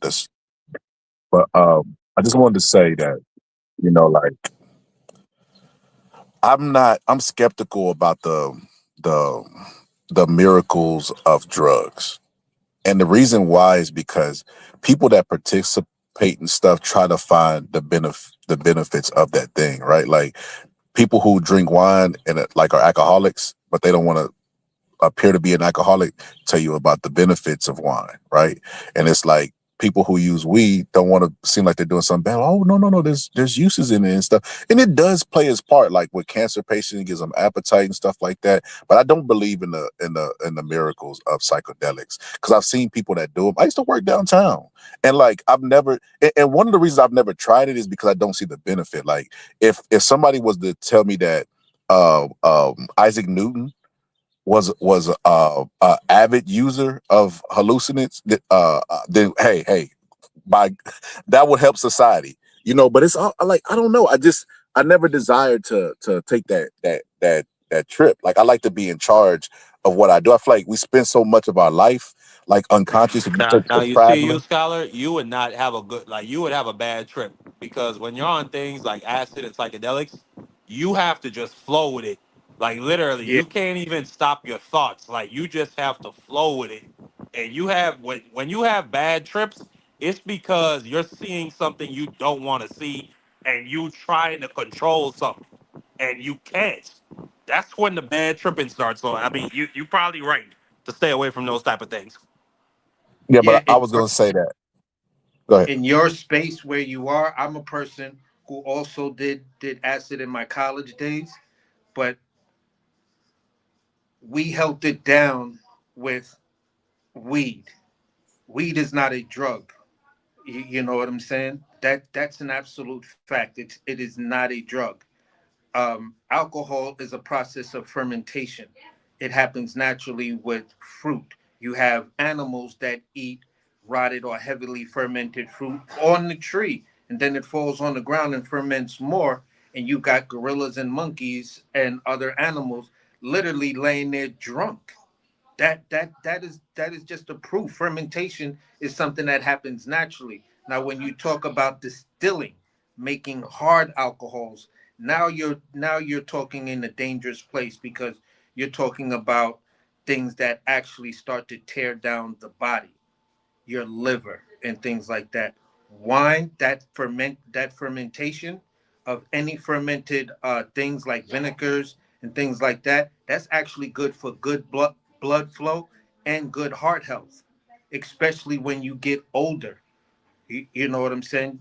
So countries or people who eat a lot of fermented food, they don't have high levels or high records of people dying of vascular diseases, strokes that are affected from vascular or heart Not attack. only So that, not only that, you see, So like fermenting fruit and alcohol that predates humanity and Homo sapiens. Like literally, yeah, that when we were so apes, that they were eating who I fermented was fruit. we were never apes. That was white people. But that's neither here nor there. I I want to mean, say this, whatever you want to Marky. believe, brother. I want to no, I want to say this because y'all make a point, and this is the point that people that do holistic practices argument that they make, and everything is from the environment, right? Like if you look at pills that they have, like Xanax and stuff like that, it's just the actual stuff that's in nature that they've synthesized into a pill form. Everything is from nature, but it's what it does in your body that puts it on the schedule of drugs. And weed is on the lower tier. A lot of people feel like it's rated well, it's on the higher tier, but for people feel like it should be on the lower tier because they did the whole gateway drug thing, and I do agree with that. But it's still a drug. Like I've seen all right, some people that do weed, and they're extremely paranoid after it. You pill. don't, I huh? just want to correct you on something on a basic understanding. Yeah, you When you you talk you about give your drugs, point. Then I want Rose T to get in here. Go ahead, yeah, drugs drugs are because processed I and gotta leave in the next. I man. gotta leave in the next 10 minutes. But go ahead. Yeah. So drugs are a process of being processed and man-made. You have to do extraction. You have to use very expensive machinery to extract what you're looking at like centrifuges and stuff like that, to where you're gonna blend down that plant, put that mixture in the centrifuge, and the centrifuge is gonna spin it to break out those things. With weed and natural and wine and or beer, you don't have to do that. The fermentation of just the sugar and the yeast does that transformation naturally. When fruits carry too much sugar, and there's certain yeast that will actually naturally grow within that fruit, because every fruit has a certain amount of sugar starch. When these yeast start to ferment it, and it falls and it's now rotting, the animals will eat it, and then boom, there you go. That's natural. When it comes down to weed, you just dry it out, you roll it up, and you burn it, or you could just put it in a bong and burn it itself. So drugs are drugs. Holistics are holistics. They're two different categories. Absolutely. Rose T. Any thoughts on that Hey, study? hey. On that? Yes, sir, baby. Any thoughts on that study I played, on that analysis I played from the Wall Street Journal about ibogaine and the Okay, so executive order on psychedelics in general? right. So I'm coming from a totally novice perspective. One, because I've been military for longer than I wasn't, and then I'm also a government worker, so I don't get to partake. But I can tell you, just from a novice perspective, I think the herbal and natural things that come from this earth, untouched by the manufacturers, untouched by the dispensaries. I think that's what it was there for. I do believe that is what God put it on the planet for, to heal us and open us up to more things, right? Once we start getting into manufacturers' hands and dispensaries, that's where the problem lies. I honestly believe there's such a battle for, I'm sorry, say what this new drug is? Ibogaine. You gotta jump through a million hoops for that, because it is something natural and it's going to take money out of the pharmaceuticals' hands, right?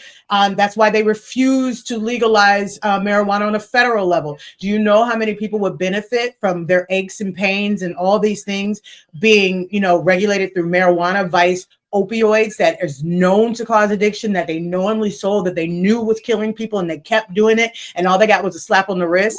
But black men go to jail for 20, 30 life just for selling crack. So hey, don't forget who was it? I think it was Bush's wife. Just stop. Just say no. Then when it came that was to the Reagan's opioid wife. era, That was they were Nancy. That was yeah. Nancy. Yeah. But that they were sending us to prison for selling crack, or excuse me, for doing crack. And then when it came to the opioids crisis, it was all wrap your Our arms poor little around your white brothers baby. and sisters. Yeah. That part.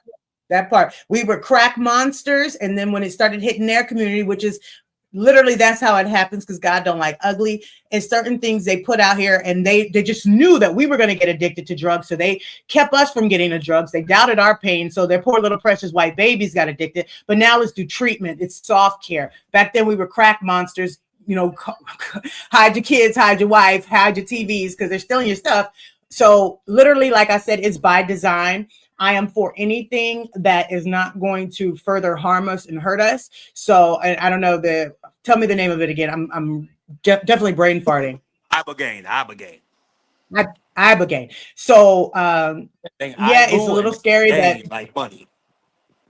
Gotcha. So it is a little scary that ibogaine could kill you, but also for a Fendi fact that crack and heroin will kill you. So if it's monitored by a doctor and a doctor administers it and it helps you, I'm all for it. And then like I said, back to the natural products. If they legalize, federalize marijuana, they only just decriminalized it in my neck of the woods. It's not even legal. It's just decriminalized. If they do that, I think everybody would be better off. But once again, we are a capitalist society, so I am not holding my breath. Absolutely. AC, Rose T, Boxing Scholar, I want to thank all three of y'all for coming up on my panel. This was a great show. We got into some very good topics. We got into the Melania Trump of it all. We got into the Trump Antichrist of it all. We got into the let me play this clip. Why haven't you attacked Iran yet? If you don't attack soon, I will release the Epstein files. Okay, BB, I'll do whatever you want. Yeah, BB got all up in that ass. He get up in that ass any day, anytime he want. We ran into some serious topics about Eric Swalwell and his allegations, and I think this is the best panel I could have had up here. Some very smart, very knowledgeable people, and some very good faith people. Not like the individual that wanted to come up here and survive there. He would have just had us tied up, and Biden did this, Biden did that for about 2 hours. So once again, I hope we could. I hope you got time to go live this Wednesday, sister. But I know you said you got your schedule with your family and your job. I respect it.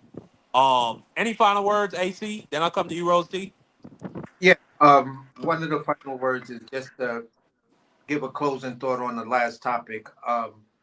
We know about drug addiction and stuff like that, and how drug addiction kills. Me being a person who spent my entire working career in the food sector spaces, food is killing us. Food is causing mental illness, because in certain neighborhoods, they're gearing certain types of food. And when you just go to the restaurants that are allowed to be opened up in these neighborhoods, you the behavior, and then you look at what everyone's eating, and you have to make that correlation of what I'm consuming and where this stuff may come from, and whatever these hormones that they're blowing this stuff up with. Number one, it's having a definite effect on the size and the growth rate of our children, and number two, it's also having a serious effect on their mentality, because nothing else can explain some of the behavior you're seeing from many of the young people who are living in these crowded inner cities, or just anywhere where certain things just are prevalent. So for me, this would be a space that, you know, something I'm going to look into and make that part of just a study I may do once my thing is launched, as I just take a couple of years to just watch the science behind it, try to find those reports, not through confirmation, but just through hard-nosed research. So just with that being said, yeah, great panel. Great meeting you for the first time, sis. Great talking to you. We may not agree on certain particulars of how you get there and when you should strike, but we agree that it's your future. You guys have to find when you're going to take over, to say, okay, the old thing worked for my parents. I love that my parents worked through that system and were able to leave me what they left me with, and allowed me to go to the university that I went to, and I got these benefits. But, you know, looking at my future, because I have another 50, 60 years on this planet, and then the fact that I want to have children, you know, I have to look at some, it's just not working. No one's saying that because it wasn't working in my generation. My generation is a generation of young men that just will not vote, because we understood early on that the Democrats were no different than the Republicans. And the third party was no different than the other two.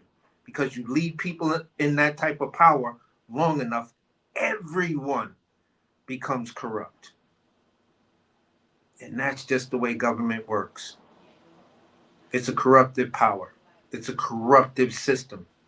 So if there needs to be change, then maybe it has that answer. Shorter terms. Leave everybody relegated to show me what you got in 1 year. This way you going in there, you getting it done. But with that being said, great show. Love to sit there and debate with you guys later on. Again, I'm an America First Democrat, as strange as that may sound. I love you to death, AC. Rose C. Any final words? Yes, Marky Dan, thank you so much for having me. Ace, it was wonderful meeting you. The Boston Scholar, I know you're somewhere around in the orbit, so you know I love you. This was a wonderful panel. I'm so blessed that you chose me to come up here. I love how you guys are so knowledgeable. Like literally, I'm about to go and start reading and researching things. The next time we on panel, I can start hitting y'all with stats. So y'all are brilliant, and you're leading me to become brilliant. I love this country. I am, retired military member. I love my country. I wanted to leave when, stuff started hitting the fan, but then, oh, by the way, I forgot I still got kids, and I actually have grandkids. So I have to be here to save America. So the more education we get out there for people, the more people we get to come on our side of thinking that we, the American people, need to work together. It's no more black and white. It's no more man and woman. It's no more, immigrant American. It's now the haves against the have-nots, and the have-nots need to rise together, look past our differences, and work together and save this country. So that's my mission. That's what I plan to do, and I'm hoping you guys can help me do that. Thank you for having me. Love you all. Absolutely. I agree with you 1,000%. I love this country to death too. I take those words Martin Luther King said to heart: land where my fathers died, land of the pilgrim's pride. I mean, I love this country to death. My mother came to this country from Grenada after the communist revolution in Grenada. She came here on a boat. Somebody came in to my mother's home where she was also staying with her brother, and they kidnapped him. And to this day, we still don't know if that man is alive or dead. There was no record of what the Mongoose gang or the secret police at the time did to him. Okay, so I love this country to death. It gave my mother the opportunity to become a lawyer.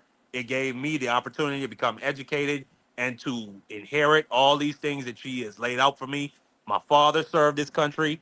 And once again, I'm not going to let people like Donald Trump or the idiots that are behind Donald Trump ruin this great country. This is the greatest country in the world, not just because of whatever economic opportunities it might provide to somebody, because it provided me and my family great economic opportunities, but because this is the first example of a successful liberal democracy that, at least in principle, it might not have always, but at least in principle, it was supposed to serve and work for all people, that all people had the right to life, liberty, and the pursuit of happiness. And like I said, it's not always been that for everybody that was here, but we've made progress and we continue to make progress. And again, I'm not going to let idiots like Donald Trump or the maggots who talk about making America great again, which just means going back to the 1910s, I'm not going to let it happen.